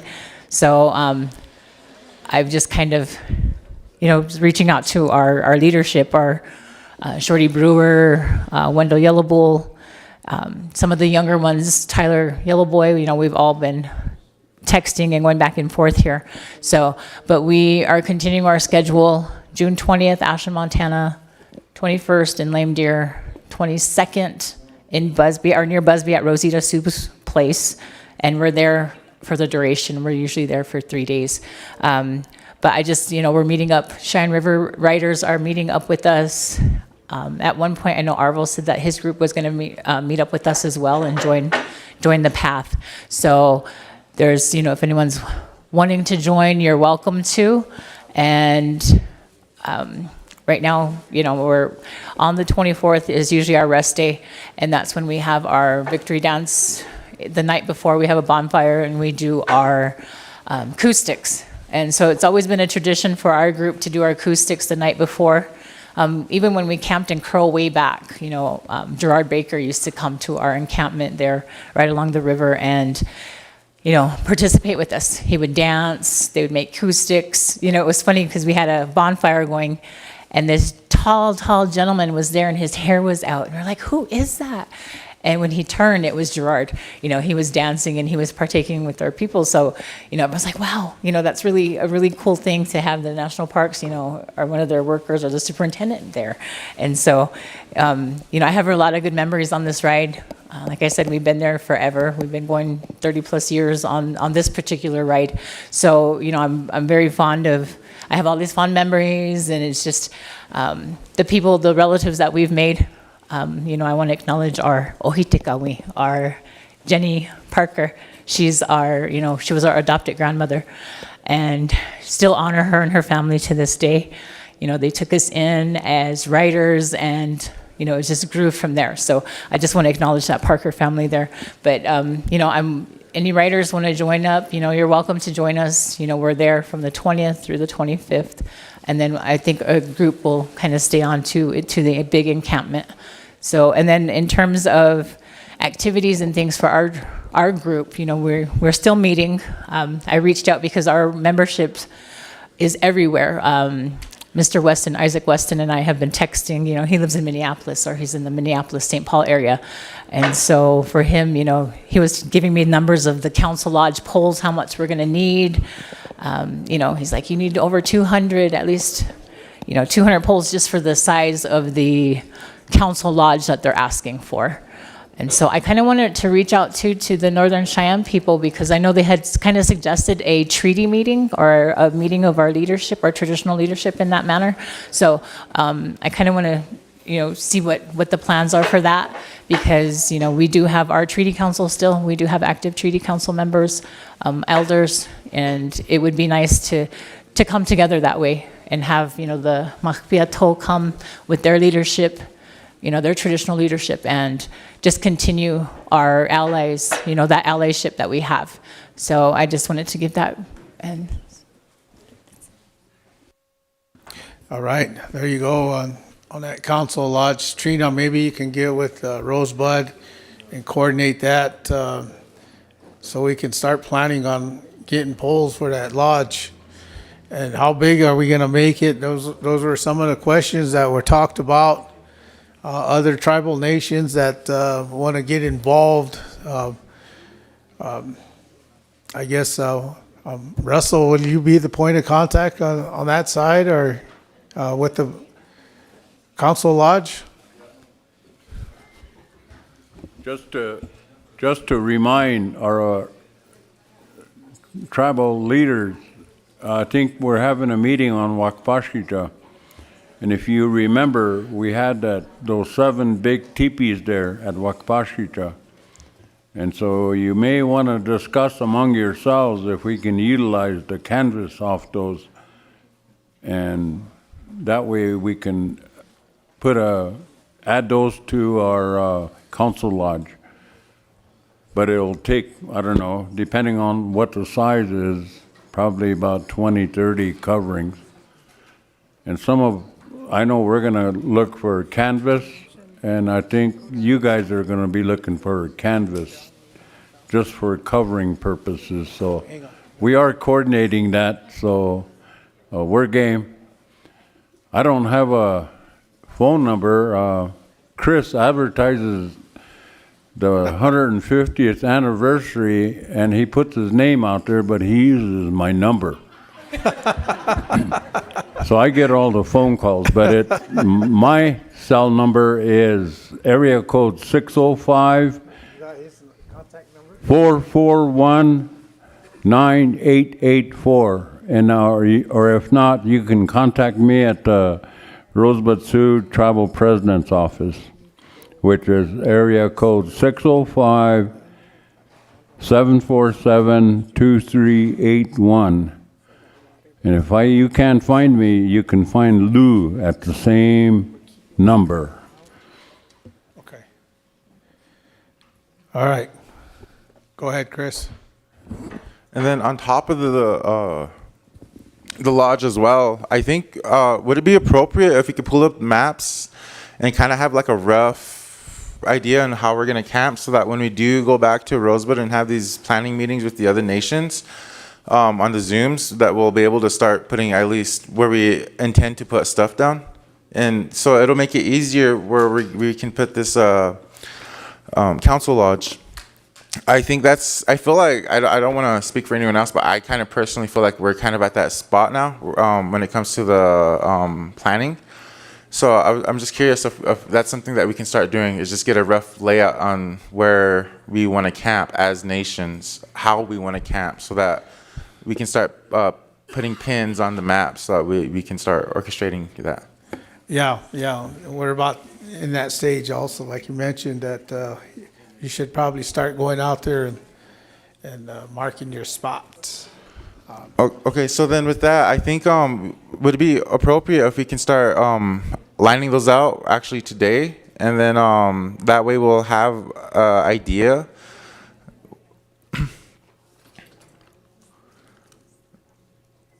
Because then it'll help. Because then once we do that, if we help centralize where our food's gonna be, our CHR, our parking, it'll help our security overall on how they're gonna set themselves up, as well as we're gonna stage our vehicles, like I said. And then how do we want to camp? Do we want to do it old school? Do we want to do it like Standing Rock? Do we want to just have all teepees just all the way down like how they did 150 years ago? But these, it's something that we probably should figure out today, so that we go home with at least a positive. Well, I mean, it's all positive, but at least we can show something now. Like we could come back with something like this, of this is what we want to follow, the old model. And so if that is something we want to follow, then let's agree on it as a whole. But if it's not something we want to follow and we have ideas, I think now is the time to express those ideas on how we should camp. I know that one thing that Rosebud was considering was along the riverbed would be prime area for inipis for some of our ceremonies that we have. And so maybe we can section those sides off, way back there along the river where the public won't be able to see it, protected by our teepees, our camps, and everything else, so we can have our ceremonies in peace. And then with that, the whole, can we pull up the other map, the one that has a square or that lined out where we're gonna camp? The one that Miss Realbird was showing us?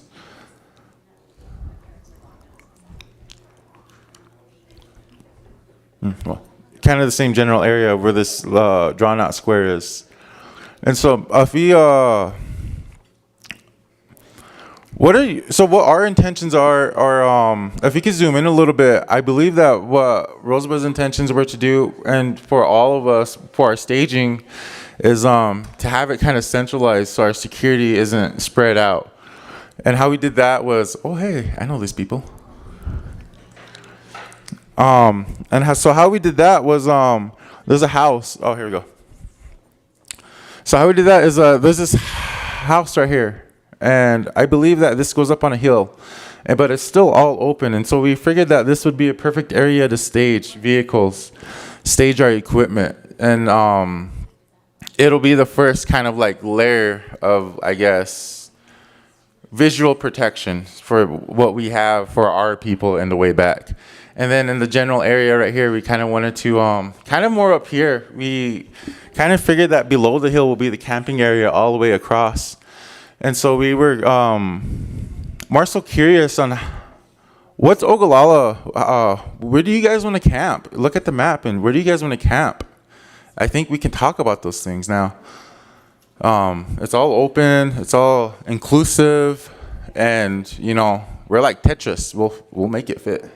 I think right where the road ends there by the river. It's kind of like right in the middle of the. Yeah, right around there. Okay, so then that'll be perfect then, because then we were kind of hoping to be kind of like right below the hill too. So then that'll be a perfect opportunity to right in the middle create the council lodge. Yes, that's what I was going to suggest there. Maybe we can pick that location out right and have all the tribes camp along the tree line in a circle. Yeah, exactly. Okay, perfect. So then that's what we'll practice on. That's what we'll work on then with following the road straight in will be Pine Ridge, and then we'll work our way around to Rosebud, and then work our way around back away this way, creating a full circle. And in the middle, we'll centralize our council teepee, our council lodge, and then it'll help the security start planning on how they're going to spread themselves out, as well as where, then this will give us options if we could put our food here, another one here, CHR here, solid waste, kind of centralized. Well, not really, because if we're going to be spread out that much, we kind of want them to have options for, the trash pickup. And it'll make it much easier now. So how we're going to coordinate the porta potties, there you go. And as well as any other additions that we have. So can you scoot back just a little, like zoom out just a little bit? Okay, so cool. So where this begins with this road, this is what we'll plan then, if it's okay and agreeable with everyone else. So we come up right here, we'll go you can zoom back out. Once you come into the road, the main road, we have to keep that open for access. So that'll always be a thing. So we'll keep the main road open for access, open for security so that they can travel in and out. But we will follow as much as we can in the flatland area, as far down as we have to go, all the way up towards the tree line. There's a fence there too, so you know. We'll follow that all the way around, coming up this way. And then on the other side of the fence line is, we will have to send people up to kind of do some trimming if that's allowed. But that's kind of the general area where we wanted to have our some of our ceremonies, the inipis and everything else that we have. Because then that will be protected by we will have our equipment, all of our equipment as a nation centralized here, then our parking spaces, probably over in this general area so we can start. Actually, that would be perfect then, parking area in this general area so then we can start shuttling people in and out, or even on this side of this main house too with the equipment that we have. And so then that way, we can just follow the circle all the way around, and it is really nice flat area. I think this will help us tremendously now, going forward when it comes to our planning. Now that we have the rough idea, and I'm glad the IT was able to outline the tree line right there. So it'd be great if we get the tribes all in a circle, in that along the boundaries there, so we can put that. Council lodge in the middle. That'd be great. Okay. And where the yellow line is at the bottom, that's the actual highway. So it's a paved highway. In case it rains or something, it won't turn into, we won't get stuck or something. But the access road to the campsite is dirt road. So, and I do believe we need to keep the traffic down to a minimum. So we're probably going to have to create a one lane in one circle that goes throughout all the camps. And then there's one thing that the all nations are the victory of Pejisla should talk about. And I know that we're all going to do our own events. We're all going to have events open for everyone there, but an event that can commemorate all of it, you know, we're going to have all these people there. I was curious too. I know we're going to have space and it's going to look a lot better as the weeks go on, because then we can start putting more of these highlighted frames down for how tribes are going to work. But maybe even considering spots at the old or at the other the staging area with the benches as like we were talking about, RIT was talking about the possibility of, you know, an area for round dances or an area to you know, to dance, like for our powwows or one day event, something like that we can all come together for, because then that's going to be a battle within itself. But these stages, there's enough bleachers here for 600 people. And if we're only going to utilize it for those 2 horse rides, I think in between, it has enough room to where we can probably have a dance, where we can have drum groups come, where we can have our people express themselves in that way too. And those are just some ideas that were recommended that weren't really talked about. But the big thing too that I want to throw out there is air traffic, you know, drones. We haven't touched on that. And so one thing that we were considering too were, you know, if drones are out there to see a different perspective of a gathering from a bird's eye view. And it's all going to look the same. So one thing that we were thinking about was keeping the air traffic open to our media outlets that we're going to bring, our representative, or that's going to represent our image that we're trying to create, or this movement that we're trying to create. And then closing off the air traffic to anyone else. So that way it'll be more so what we're trying to tell our story, and so that narrative doesn't get changed. And so that's a agreeable consensus. First off, we'll start from the top. Is this agreeable from the room that we can start planning as that holistic circle and then centralize our main hubs in the middle? Any objections? I wanted to share the Cheyenne. We kind of had our rough flagging already, so we had the idea of kind of the original camps with the original half moon circles. So what the Cheyenne were planning in the Arapaho was the original Cheyenne camp was a little north, and so if you look at the old map that we've been looking at, our camp we were thinking would be the Cheyenne would have a little half moon on this side, and it would be the Cheyenne camp, and we would invite obviously our Arapaho to camp with us.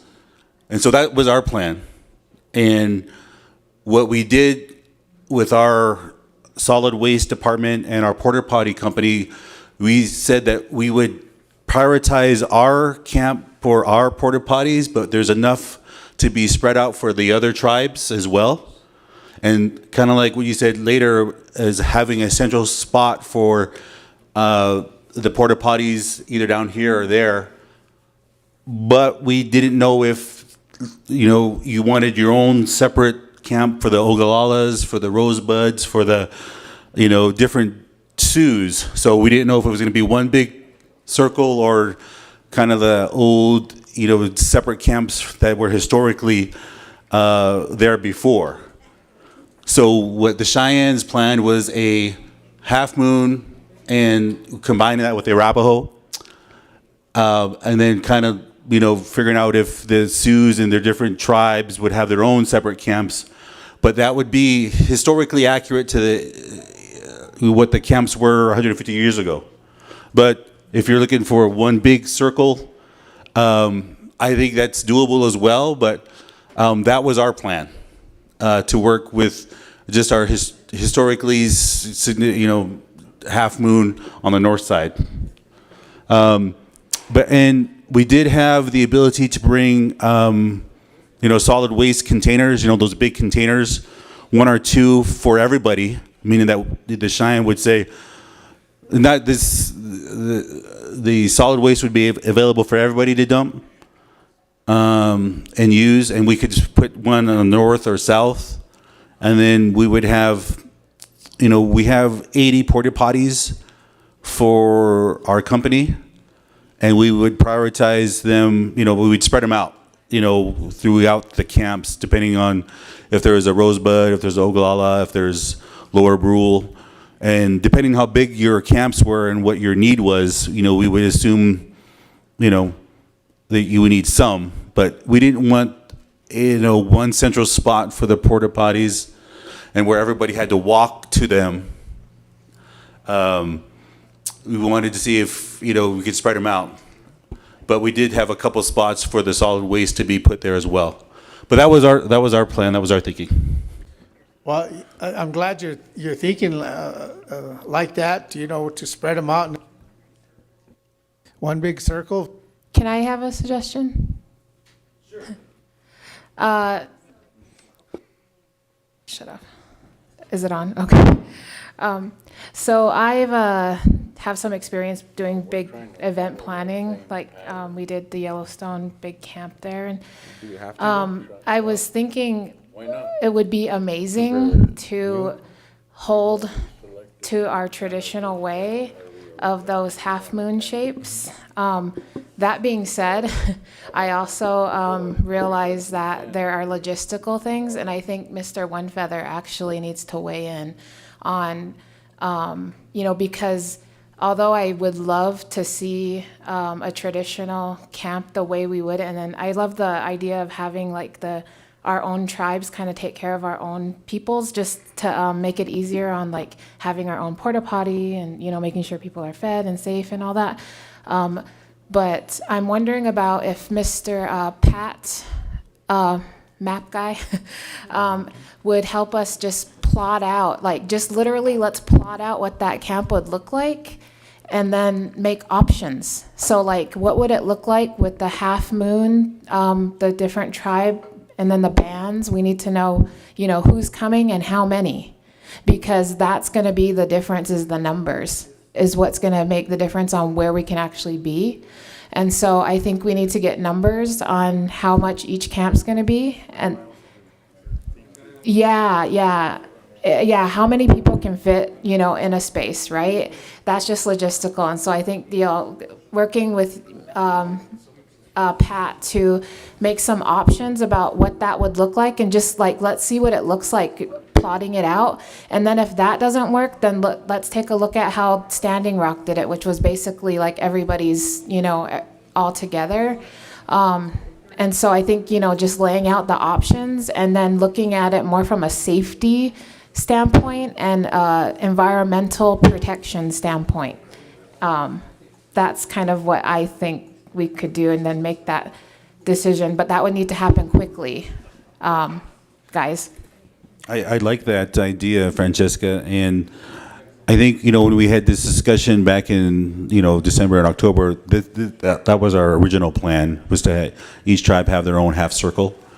And we've been able to come up with our rough number now for our teepees. So we're planning on 12 teepees from the Arapaho. And then for the Cheyenne, we're planning 10 to 15 teepees. So we're looking at anywhere between 20 and 30 teepees for our camp. And then we're planning for anywhere between 500 and 1,000 people for our camp. And what we want to do is we want to offer our tribal membership, give them priority, because when we do our Sundance, that's when we bring out our teepees. And we're a little different from the Crows. The Crows obviously do their big Crow Fair, and there's hundreds of teepees. But the Cheyennes, we bring our teepees out for ceremonial purposes mostly, and it's mostly Sundance. So we envision our camp would look like a ceremonial camp. And so the way that we do it is that we have the teepees comprise of the half moon, and they take priority, and our societies and our bundle teepee, take precedence. And then on the outside of that, then we have wall tents and regular pump tents. And outside of that, then we have RVs and stuff and vehicles. So that's the way that we hold, kind of our ceremonial camp. And that's what we envision for this camp. And we imagine it on maybe a smaller scale. And the reason is that it's not a ceremony. And we made that very clear, and our vice president and I discussed this with our leaders and our ceremony people. Our covenant is not supposed to be around graveyards, and even though this is considered sacred ground because of the battle, we're not. It's improper for us to bring our sacred bundle, which is essentially life, in our Cheyenne ways, we call life. We're not supposed to bring it to a place where there's, burial or death. And so we understood that, so we respect that. So we were going to do a symbolic type of ceremonial lodge. And then obviously invite our ceremony people to pray and for commemoration. But that was our kind of approach to that, in still maintaining like you said, the vision of a historical camp that would be reminiscent of what the camp was 150 years ago. So that's what we're working with. And like I said, the Northern Cheyenne, we have our porta potty company, our solid waste company that are available to provide porta potties for the camp, the traditional camp, 80 to be spread out. And then we also have solid waste containers, 2, maybe 3, depending. And kind of the rules that we talked about is, pack it in, pack it out type deal. That we kind of hope that people abide by that. But we do have those resources. And then I think we anticipated that everybody would have, when I say everybody, each camp, each tribe would have their own hydration station. Each camp would have their, first aid station. Each camp would have their security. And then I think if Mr. One Feather wants to be our umbrella security coordinator for the entire camp, we would put our security in touch with you to kind of manage that. And, we'd have our tribal camps that our security would be responsible for. But overall, we'd have basic rules that we would come up with, obviously drug and alcohol free. And Frank talked about this yesterday about ATVs and side-by-sides. We're having to manage that because this is private land and we don't want to tear up that land, and they can be loud with horses. And then, as we look at the Google map, we want to be able to provide safety for vehicles. So we have designated parking. We want to have safety for horses and their trailers, designated parking for them. So yeah, that's all been discussed, but now that we're here, we're talking about it, and we're about 6 weeks away. We need to start putting that on paper. I'm thinking we need, I'm giving homework assignments. Yeah. So Pat, we will work with Pat to do the mappings. Yep. And then come next meeting, right, we should have those options for everyone. And then, because the next meeting will be at the site, correct? Sorry, I don't know. I think it was mentioned that we have enough time to do 2 more planning meetings. So we need to discuss where the next one's going to be hosted. Because definitely you need to go back to the site and then with the maps and then actually stake out so people know where to go. So that way it doesn't become chaotic when people just start showing up. Because people will start showing up just unannounced. I heard this thing is happening, and it could be totally random people from different states. And that's okay. But, we want them to know respectfully, this area is reserved for, whoever. And so I think, just in terms of like planning and stuff, I think that's probably the next step that should happen. Yeah, I think developing a master map with campsite designations for each tribe parking, horses, horse trailers, and then public. And I think that signage, along with that master map, would give anybody coming to that site would understand that this is reserved specifically for, the allied tribes and their tribal membership, and that you need to coordinate with each tribal camp coordinator for your ability to set up camp. Yeah. So, Cordelia is a camp coordinator. I'm a camp coordinator. I'm designating Sonny for Arapaho as a camp coordinator. And Martin. So we have those, right now. And for the, Oglala and Rosebud and the other allied tribes, you need to designate your camp coordinator. And so me and Francesca will work with Pat, to get this map in a draft form. It's not going to be in stone like the tablets coming from Sinai, you Christians. Just kidding. But we want to get as close to firmed up as possible. And then, we will work on signage as well, meaning that the signage should be not, from some neon paper from Walmart. No, we want signage that is going to be visible, it's going to be durable, and so that everybody can see it and know it. So we need to work on that. So that's on our task for homework too. So, Yeah. yeah. And we also need to keep in mind, we have tribes from Canada coming too, so we need to open some space for them too. Yep. Canada and, I know Superintendent Nvisky said there's no ice coming, but, I guarantee our riders and our tribal members, we're going to say, come on, bring ice over. Bring it. Bring it. We won't chase the enactors, we'll chase them. Go ahead, Harold. First of all, I want to thank you very much for allowing me to address you all. I come from Oglala. I'm a left Heron. My great-grandpa is a left Heron. His younger sister is Rattling Blanket. As we all know, Rattling Blanket is Crazy Horse's mother. As for my father's direct lineage, my father's mother's side is straight from Red Cloud, so I have two shirt wearers that were involved in the Battle of Little Bighorn, so I have to say something that I think is very important. We're all spiritual people, and I really need to reiterate this. In 2019, we came to a meeting up at the Battle of Little Bighorn. We got done and we were invited to the Fort Fetterman massacre site. So we gathered as TIPO, and when we got down there, we walked the site, they explained it to us, and we're going to leave. And my cousin John Eagle gave me tobacco. He asked me to say a prayer. So when we got back to the gate, the TIPO, we all stood in a circle. It was really cold out. So I poured the tobacco and I sang the Lakota victory song, the Battle of Little Bighorn victory song. And when I poured that tobacco, like what the gentleman just got done talking, those are very sacred sites. When I poured it and I started praying, a light about the size of a drumstick shot between all of us. And we saw that.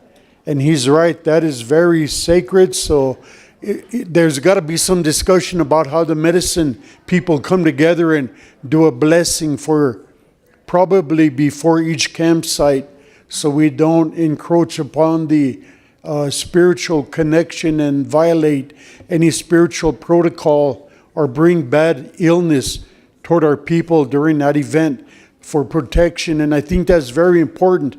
Our medicine people play a very strong role in our way, in our cultural way, and I believe that is very important. I'm not going to tell you to designate your holy men, because we all have overnight sacred medicine people, holy men. Wakami Chasha.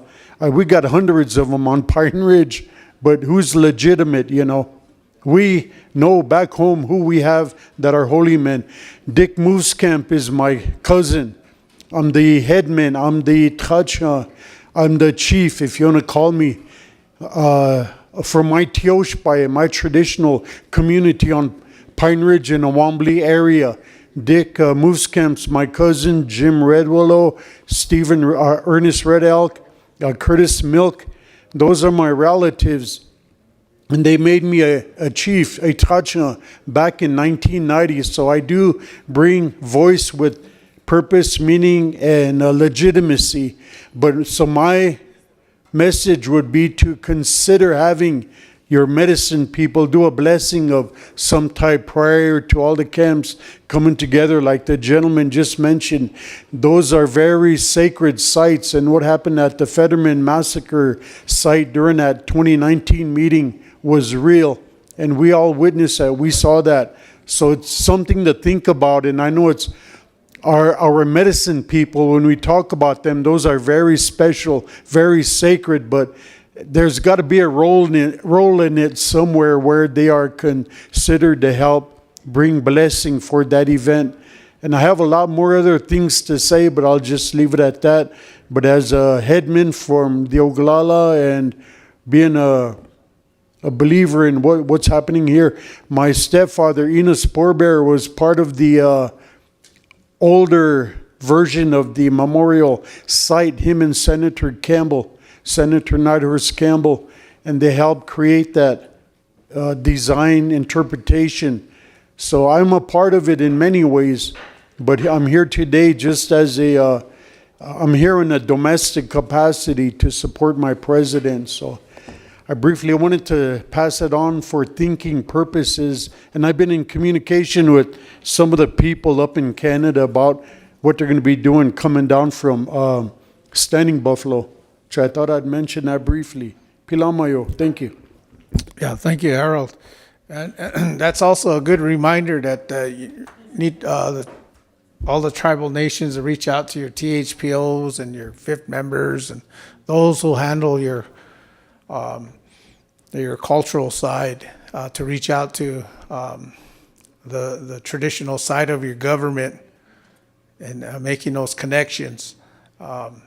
Sometimes, as Harold mentioned, it's really that's a tough thing to do when it comes to looking for spiritual leaders and things like that, because we have so many of them and who they represent. So that's, I kind of leave that towards the fifth member. That's more of their background on how they handle those things for the tribe. So just a reminder that we need to reach out to our traditional people, spiritual people. Go ahead, Russell. Yes, we had our last meeting, that was the issue. You know, we always, everything that we do is spiritual. We know that. And we all know our own spiritual leaders throughout each nation. You have that capacity or understanding of who they are, and it could be a relative. And so we ask you to go home and reach out to your traditional leaders and your spiritual leaders and invite them. You may have to offer tobacco. Maybe they'll make you spin around 6 times, but we have to offer that tobacco and to make sure that they come. You know, it's really hard to get our spiritual leaders all in one place because, I don't know, they all try to outdo each other. I'm not afraid to say that because I know it. I see it. I experience it. And so we need to really key in on our spiritual leaders. You know, we have a lot of young men running around right now saying they are medicine people. And you see that, and you experience that. And years ago, we were going to offer a course at St. Ignace University to how to properly be a spiritual leader or a medicine man. But we didn't go there. But anyway, you know, I'm up there in age where I'm not afraid to talk about what goes on each reservation. Just like my Oglala relatives, you know, they said there's over 200 spiritual leader or medicine men. So it's going to be hard, you know, but that's our responsibility. I know in Rosebud we will find the one. Thank you. Oh, thank you for that. Okay, I think everybody's pretty much hungry here, so we'll do a meal prayer.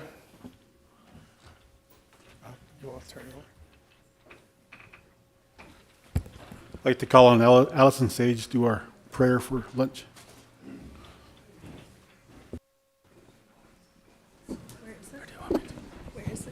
It's right here. You can hold it. Well, Nita, I want to thank you for coming today, bringing your energy, bringing your power. We're all spiritual, all of us. All of our relatives are with us. Even they've gone in another home, another camp. They're still with us. All we got to do is take our pulse and that we feel our blood, and that's where they're at. They're with us. So they hear our prayers wherever we go, and they're with us. Sometimes we get worried, we get afraid, we get challenged, but we just got to think about, ground ourselves and pray, because they're here with us to protect us, and have faith in our prayer that we're going to say today, and believe that whatever we ask for today, it's going to be that way. That's how strong our faith and our religion is with all of us. We still have that way. So just understand that and know that. Maybe you already know that. I just wanted to apologize for speaking in front of my auntie and elders that are here. And, you know, we got to continue to do this good thing. We're the only 3 tribes that were involved with this battle. Well, we probably had other relatives there. And so we're honored to be able to say that our ancestors defeated 7th Cavalry. And so we're still here, and we're coming together again. So it's going to be a great time, and thank you all for traveling here to be with us. And so I'm going to ask you all to pray along with me in your minds, because our prayers together will be very powerful. And you know what goes on in your family, in your tribe, and the things that you worry about. Think about those things. Send our prayers out to them.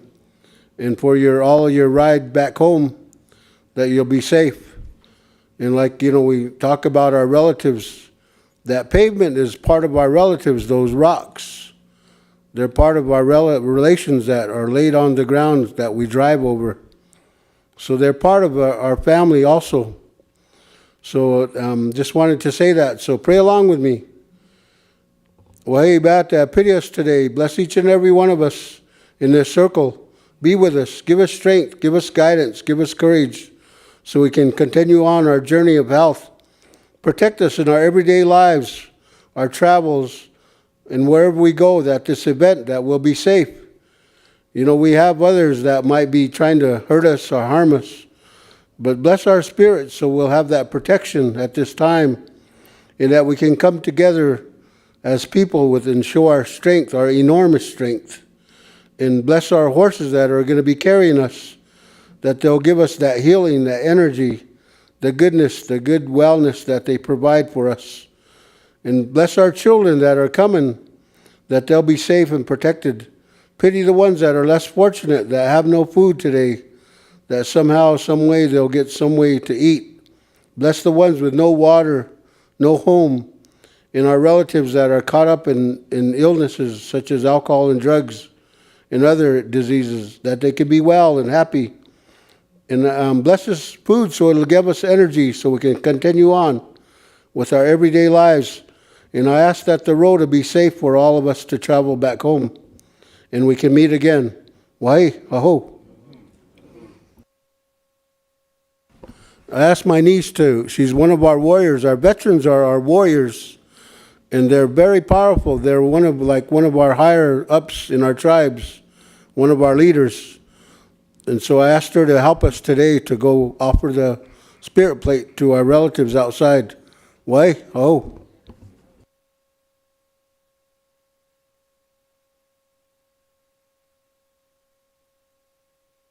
All right.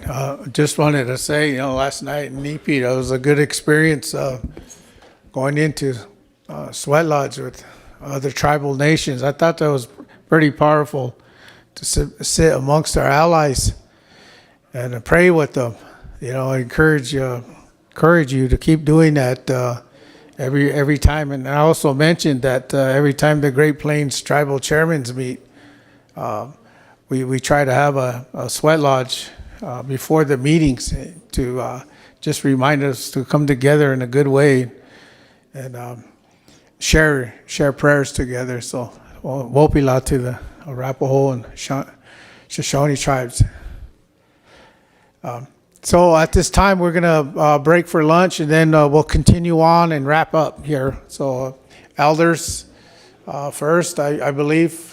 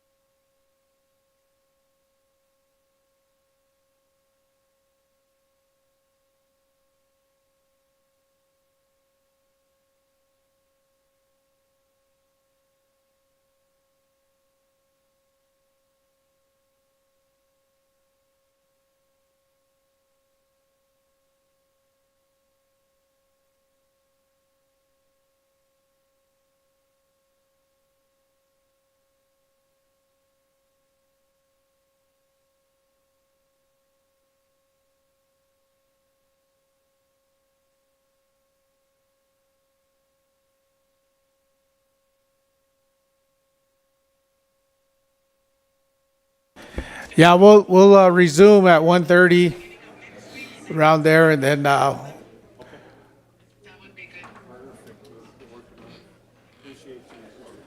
we'll just finish up with today's business, and then end with that.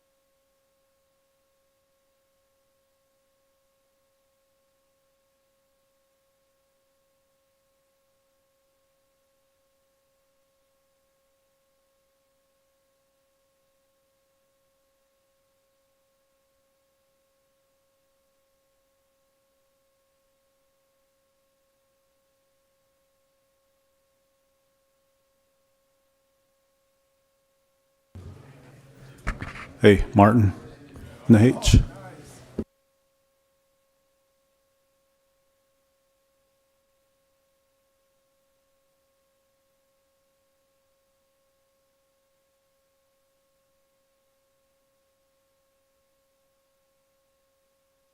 one feather? Yeah.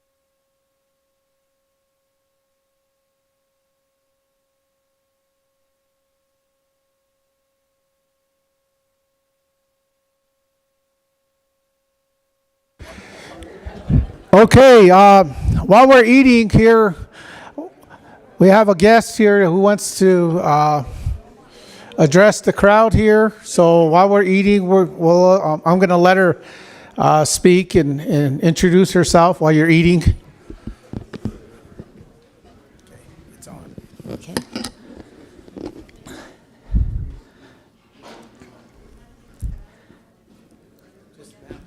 Okay. Well, first of all, I want to ask for my relatives that are older to excuse me for speaking in front of them, and I stand to be corrected. My name is Mary Rose Goggles. My Nananana Bichanani Bay. My Indian name translated into English is Sinan Plume. But this is my first time attending one of these planning meetings, and I'm thankful and I'm grateful to all of you for what you have accomplished and what I heard here today. And, I had mentioned to Frank that a long time ago, the way I had heard it and the way I was taught was that the Arapaho, Sioux, and Cheyennes were allies. And, now when you look at it, well, then a lot of us, we have all these three bloodlines running through us. And, for instance, my brother Harvey Spoonhunter over there, he's a direct descendant of Crazy Horse. And then on my grandpa Ben Friday's side, his son Ben Friday Jr., his wife Alvina, she's a direct descendant of Sitting Bull. And then myself, on my paternal side of the family, I'm a direct descendant of Two Moons. He had a Arapaho wife. Her name was Sitzenfront. So, I'm thankful for all of you for what you're planning, what's coming about here. When they first had that memorial, the dedication to the memorial, I sat on the CSBG board back then for the tribe, and we were busy at a regional meeting in Bismarck. So by the time we come back down, we missed the original dedication, but that night there was the powwow, and then the next day we were able to go to the memorial over there. And it was about during that time, because myself, I was raised with our Arapaho ways. That's the only way I know that I was raised. I knew I had these other bloodlines in me, but then when I went over there, well, then it kind of more or less, that's when it really hit me. And I said, hey, that's my grandpa, So, and then not too long after that, the way the elderly man back there had talked about, how sacred our ways are, I, myself, well, then, that's the way I was raised. The first time I fasted in the Sundance, I was 13 years old. I was raised through our Arapaho ways. And, that's all I've known. But after we had visited that memorial, then I actually, was happy that I was a descendant of Two Moons. And then after that, he came to visit me. I saw him walking towards me, and as he got closer, well, then he smiled. Made me feel good, because then he was happy that I acknowledged my Cheyenne blood, I have my aunt, Annette Daniels. She has the family tree, and my grandfather, Danny Goggles, used to have, he knew our relatives on the northern Cheyenne side of the reservation, So as far as that family tree, I have yet to acknowledge my relatives and get to know them, But I do know where I come from, and then I have relatives up there. But I just kind of wanted to share that. And then not only that, well, then, I know a lot of effort goes into planning, this event. I belonged to the American Indian movement, and in 1978, I went on the longest walk.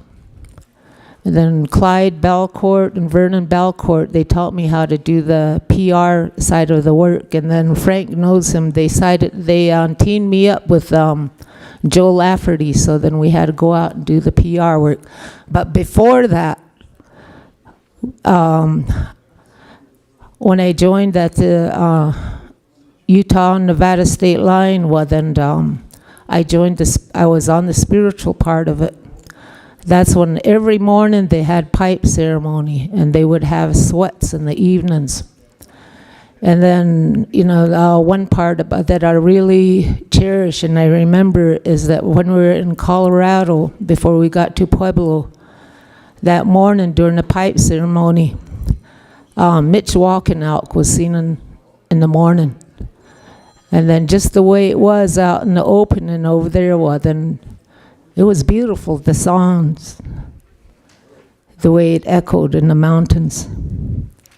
I'll always remember that and, cherish those kind of things, And then when they had concerts and everything else, when we were walking for that anti-Indian legislation, well, then Floyd Westerman was there. He knew my grandmother, Christine Goggles. And during that time when he came in and he was singing and, I was laying down and then he was teasing me. He said, that's the way his Arapahos were. He said, well, we had that battle over there. He said, you guys were watching on top. So then, I just kind of wanted to share that with you. And then I know a lot of effort goes into coordinating this and bringing it together, and I want to thank all of you for what you're doing today, The last couple years, my cousin brother Rocky, he's been going up for the rides. He's been asking me to go. But I have 3 grandchildren that are in my custody, and then, they were smaller then. But this year, since it's going to be an anniversary, well, then I look forward to seeing what you people are going to do for our relatives back then. What they fought for, and then what they laid their lives down for, for our freedom of religion, for our freedom of speech, for our way of life.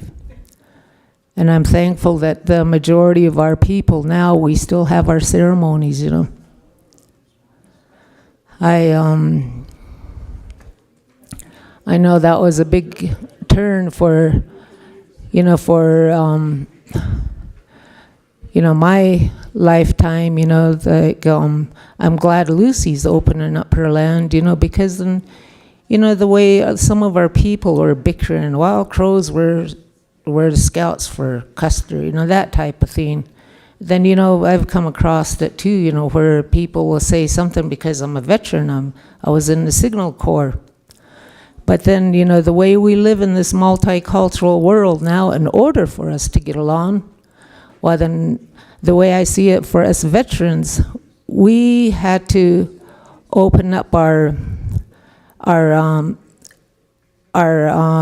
service to all races of mankind.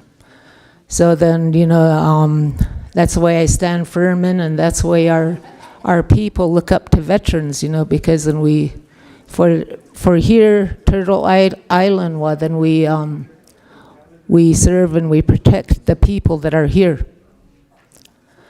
And then so, I wanted to mention that, and I know we have a lot of younger people, where now they've shortened the and they use the terminology, for intergenerational healing, So I know what a lot of them are going through, the way they have a lot of animosity and then anger towards, what our people had went through, So after all this is said and done, then, I want to remind our people and our elders to pray for them so that they can go through that healing. Because I had to go through that quite some time ago. And then not only that, well, then when I was taking our Arapaho language through at the St. Stephen's boarding school here, one day I went and then going for class, and then I had an overwhelming sense of sadness. My heart went out for the boarding school kids that were there, you know. So, you know, I just wanted to share that. And then again, you know, I want to thank all of you for being here. Then for what you're going to be doing for our younger generations, to give them hope, to let them be proud of who they are and where they come from. And then, you know, again, you know, for all your efforts and everything else, you know, all I can do on my part is I'm going to pray for all of you. So I have to run off now. My grandkids are, they have a half a day at school today, so then I got to get back home to them. And then, again, thank you, all of you. Then maybe we'll meet again. I'm hoping I'm going to be able to be over there. And then I'll see all of you again. Ha-ho, thank you. All right, thank you.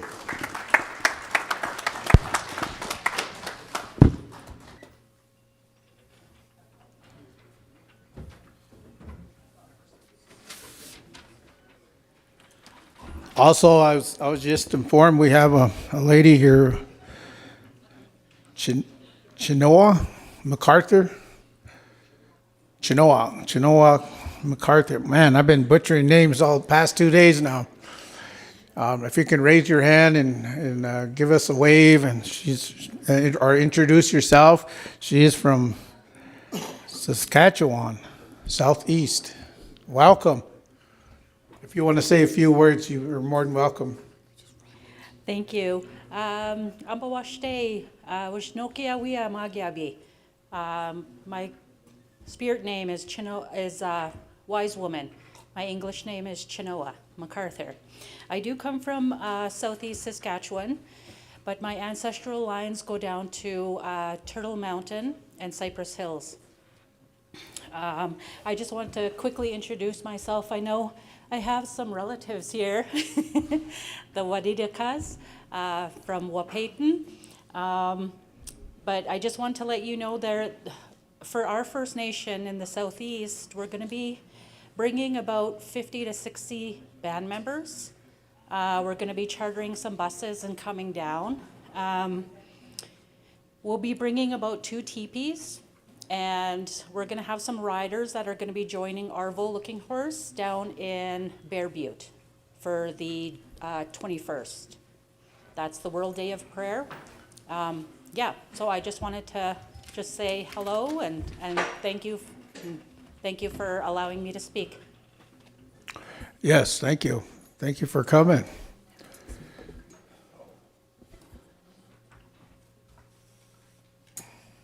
Okay, where did we leave off at?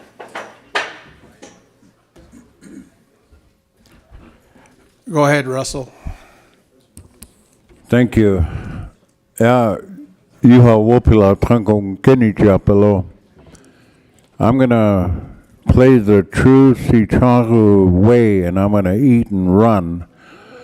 But I want to thank the Arapaho Nation for allowing us to come here and treating us really well, feeding us well, and really have a beautiful place here. And we thank you. And I'm hoping that I have enough representative here from Rosebud who will probably inform me of upcoming meetings or places to be. And I'm sure I'll find a driver that will drive me to these places. But I want to thank all of you.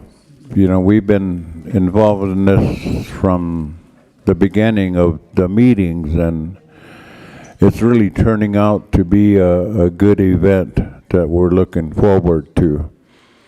And so I personally want to be there myself on June 25th. So I just wanted to say thank you. I've been taught a long time ago by my elders that,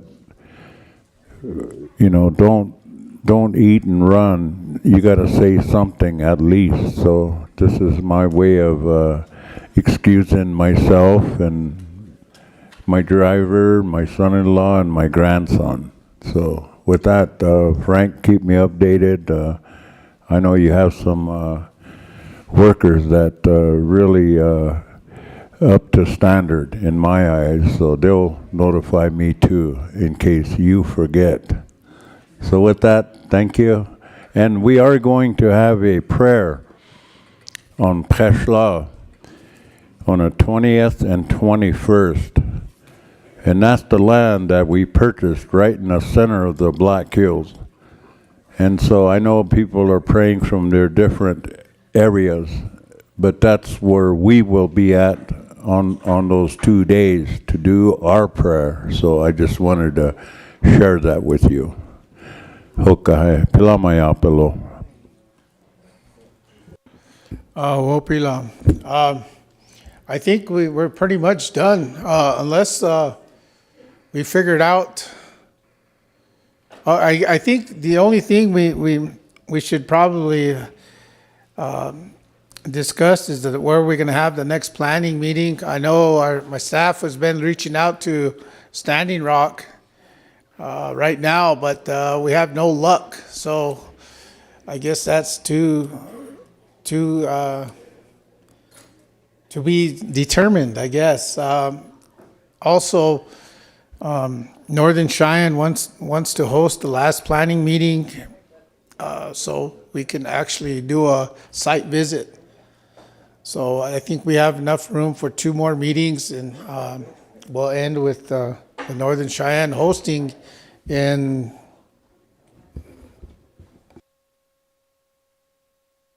most likely Billings again, where we can travel down to the site and do a site visit.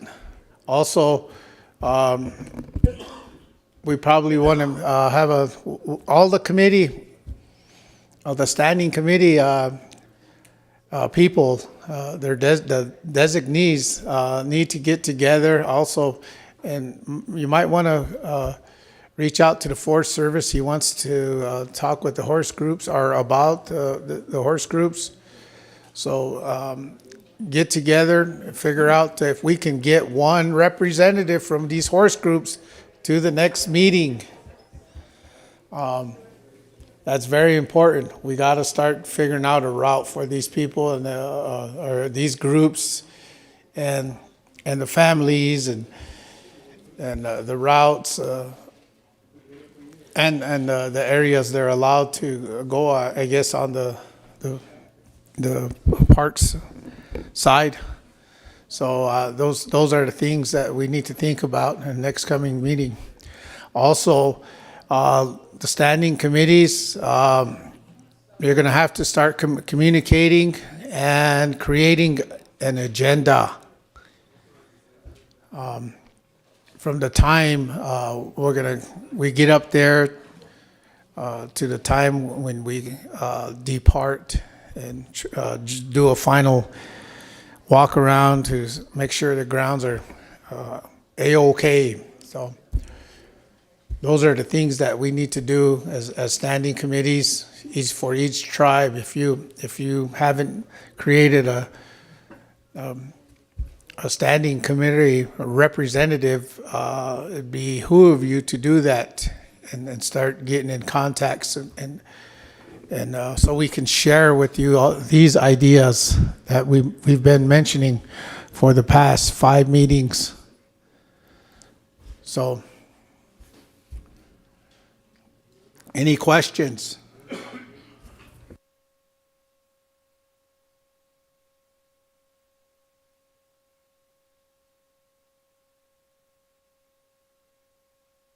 Okay, so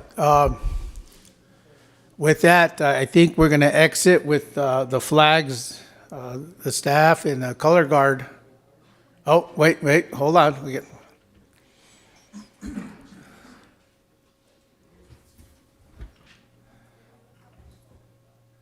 We're almost there.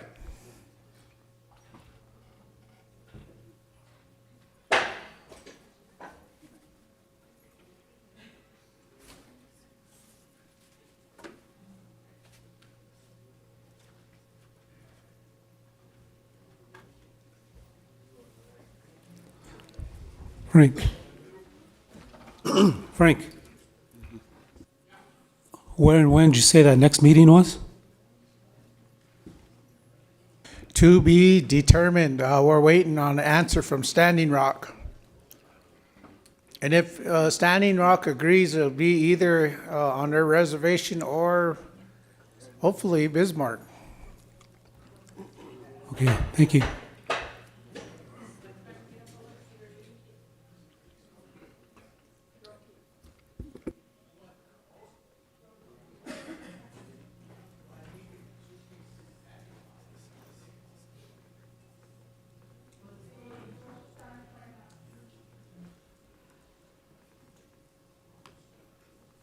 We'll put that word out once we find out.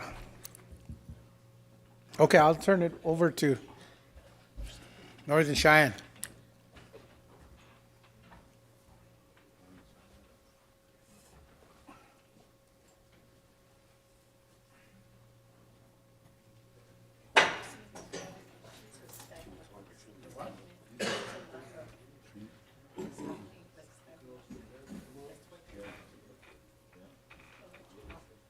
Yeah, that's what I thought. We ready? Yeah, it's all yours.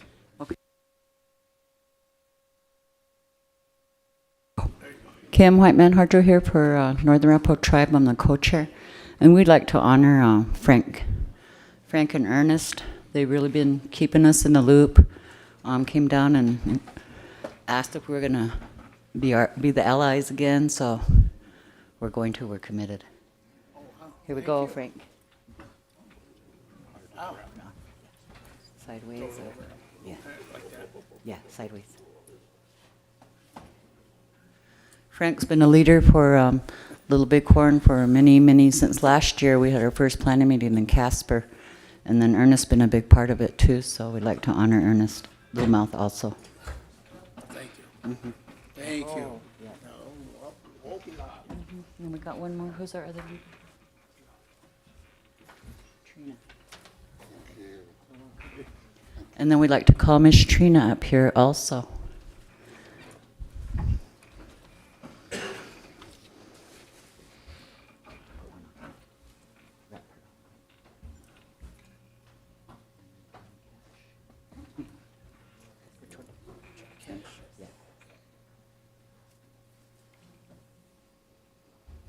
And like Trina said, she's been doing this for many moons. So we wanted to recognize her. And then we have a movie star in the house, Johnny Cash. We want you to come up here and get a blanket too. Come up here, Michael.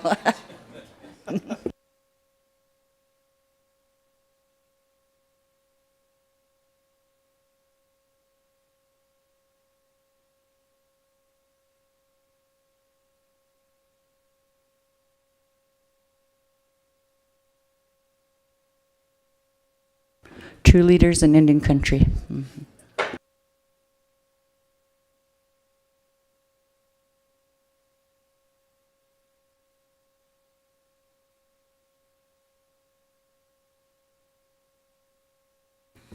Yep, these are leaders for Indian country, guys.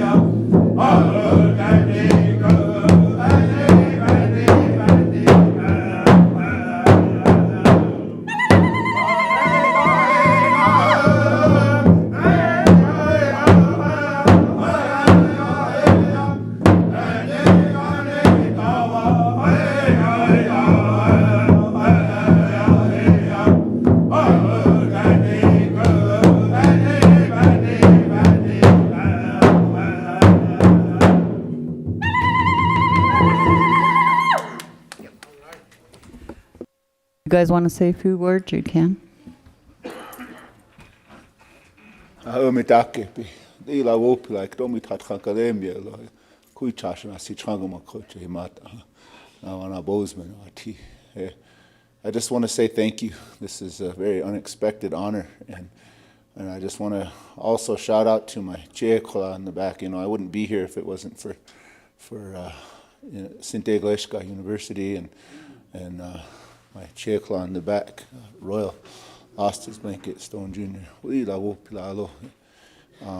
I recently, sit on the faculty for the Lakota Studies Department in Sinte, and I'm a lifelong learner, and will continue to pursue my master's degree in Lakota Studies and Environmental Sciences as well, kind of following in my father's footsteps. He's a former chairman of the Lord Brew Sioux tribe, and my mother was a 36-year worker for IHS and helped to build a lot of hospitals and open up a lot of ways of communication and healing throughout the people. And I want to thank each and every one of you for coming and supporting this event and us up here as together and through this unity and everything. It gives me strength, and you guys all continue to inspire me.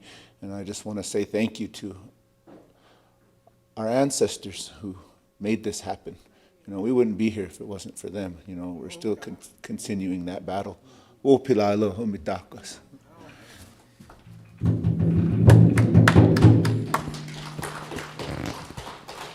Good afternoon, everybody. Anyways, my name is Trina Lonehill.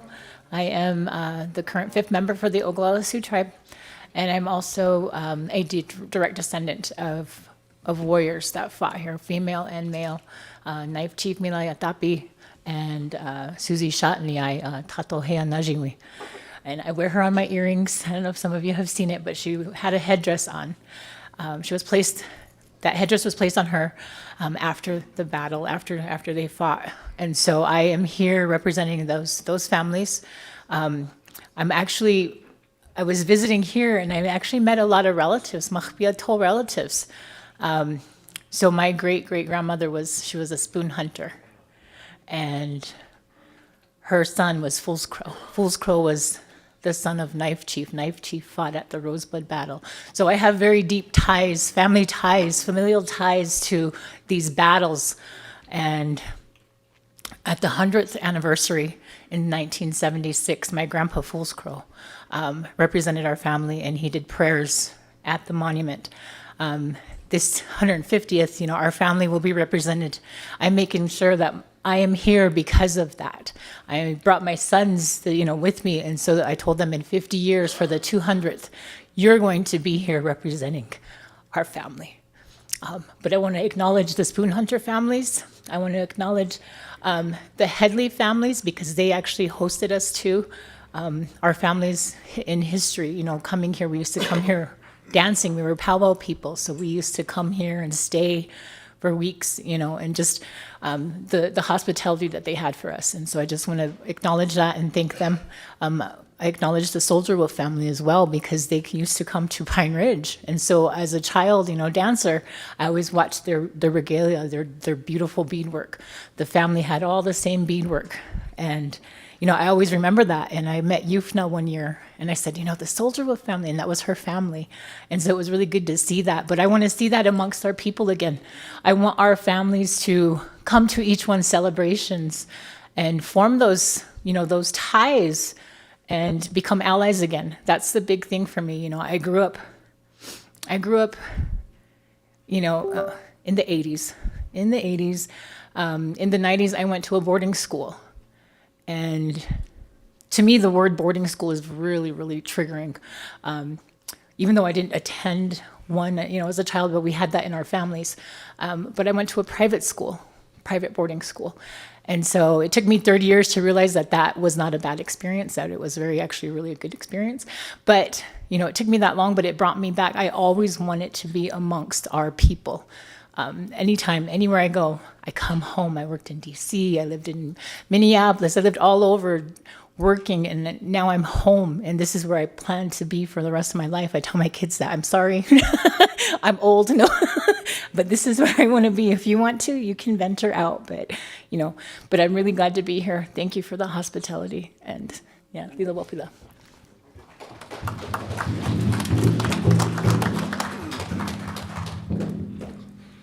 Yes, Babisha. Good afternoon. I just want to thank everyone for showing up, all the tribes, and I want to thank the Arapaho tribe, the chairwoman, and rest of the crew. Thank you for awesome meeting here for the 150th. I've been on the council before, and this is my second term as the vice president. And I just want to mention one of my the councilwoman from Lamia, Teresa Small. She's been helping me with this 150 a lot, and I want to thank her. Yes, raise your hand, Teresa.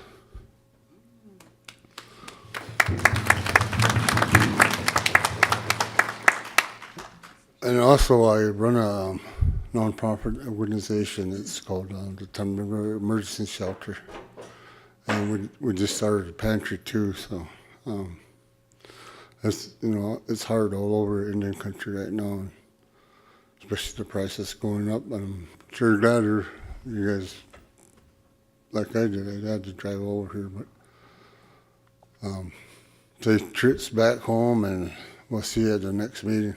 Yeah, sure.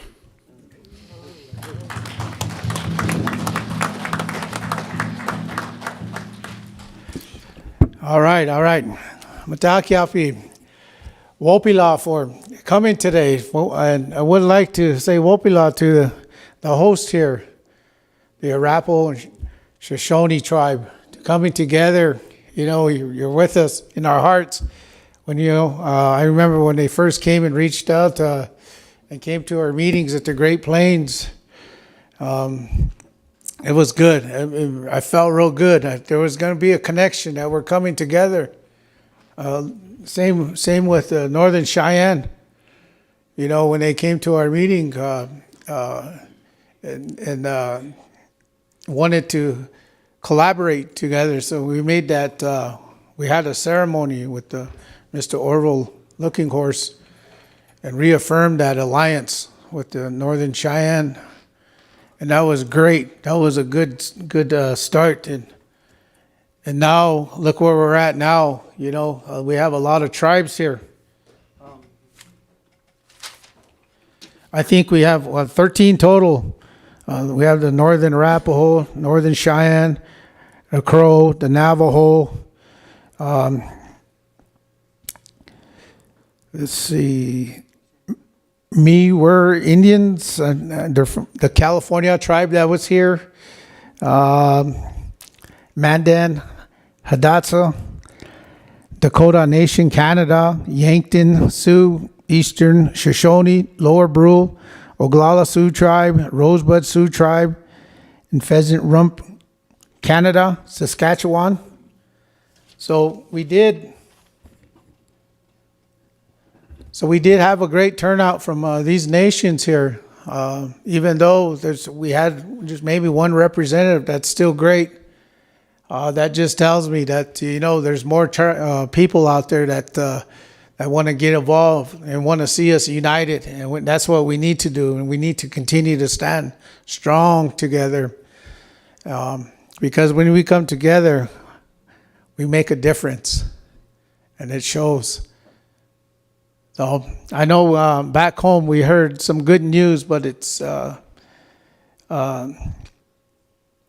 unofficial. It concerns our TRO, temporary restraining order in the Black Hills. We heard some good news today, but I can't really put it out there because it's unconfirmed. But I was called today, and just to let you know that we had some good news today. So, I remember over the weekend before we went to court, we went into ceremony, and I prayed about those things. You know, and it was taught to me and told to me in ceremony when I first came on into leadership, this leadership role. It was told to me by that there will be a chief standing with me, representing our nations, and I believe that, throughout my administration we accomplished a lot of good things, not only for our tribe, but our nations, a lot of tribal nations, the Ochete, Shakoi, and other tribes.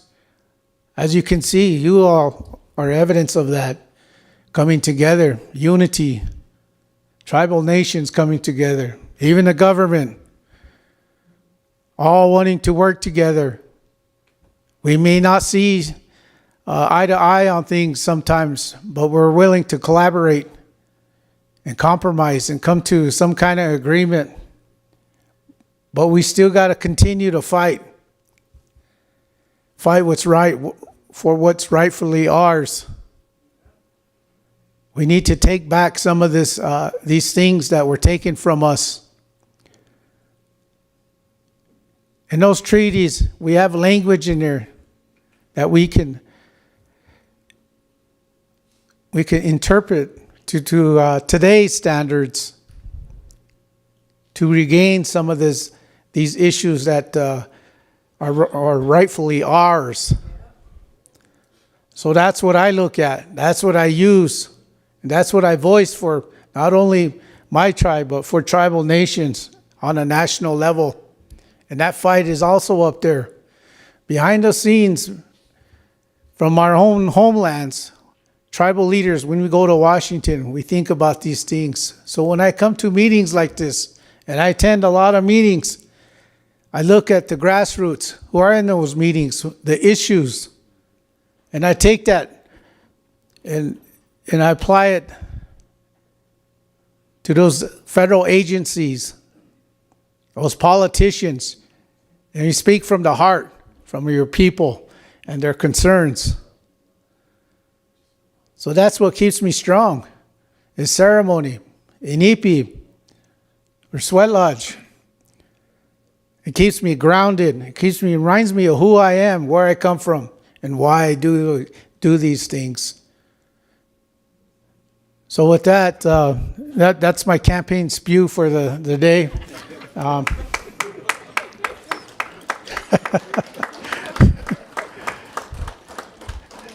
No, but my term's coming to an end, but I haven't decided. I don't think, I don't know if I'm going to be running or putting in again, but this is what I like to see. South Dakota governor.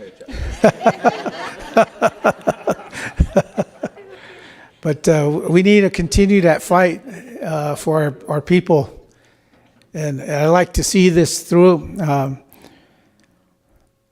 this 150th. I think it's very important for all of us as indigenous nations in this country. We do exist. We have that power. The government knows we have that power. That's why they give us that position that we can go talk directly to all the way up to the President of the United States. But we still need to work on how to utilize that power. And that's what I try to do. You know, we as tribal nations, we go up there and we voice all our concerns and stuff, but they already know that. They have it documented. So I try to go a different strategy. And I try to ask them the questions. What are you going to do about it? You have all my data. Now we want solutions. We got to change our way of thinking. Utilize them treaties. We have to stand on them treaties. As you see today, every time an administration comes in, our treaty rights are violated in one way or another, but we have to stand strong on them. Because that right there, that treaty gives us the right to the people who we are. And we're the original landowners of this nation. You got to keep that in mind. So to all the young listeners out there, stay strong, stay motivated, stay educated, and fight for your people. Hopila.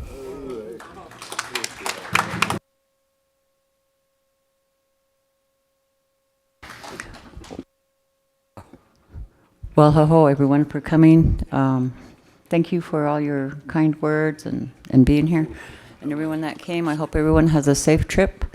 And we'll get ready to take out the flags and with the song. All right, ho.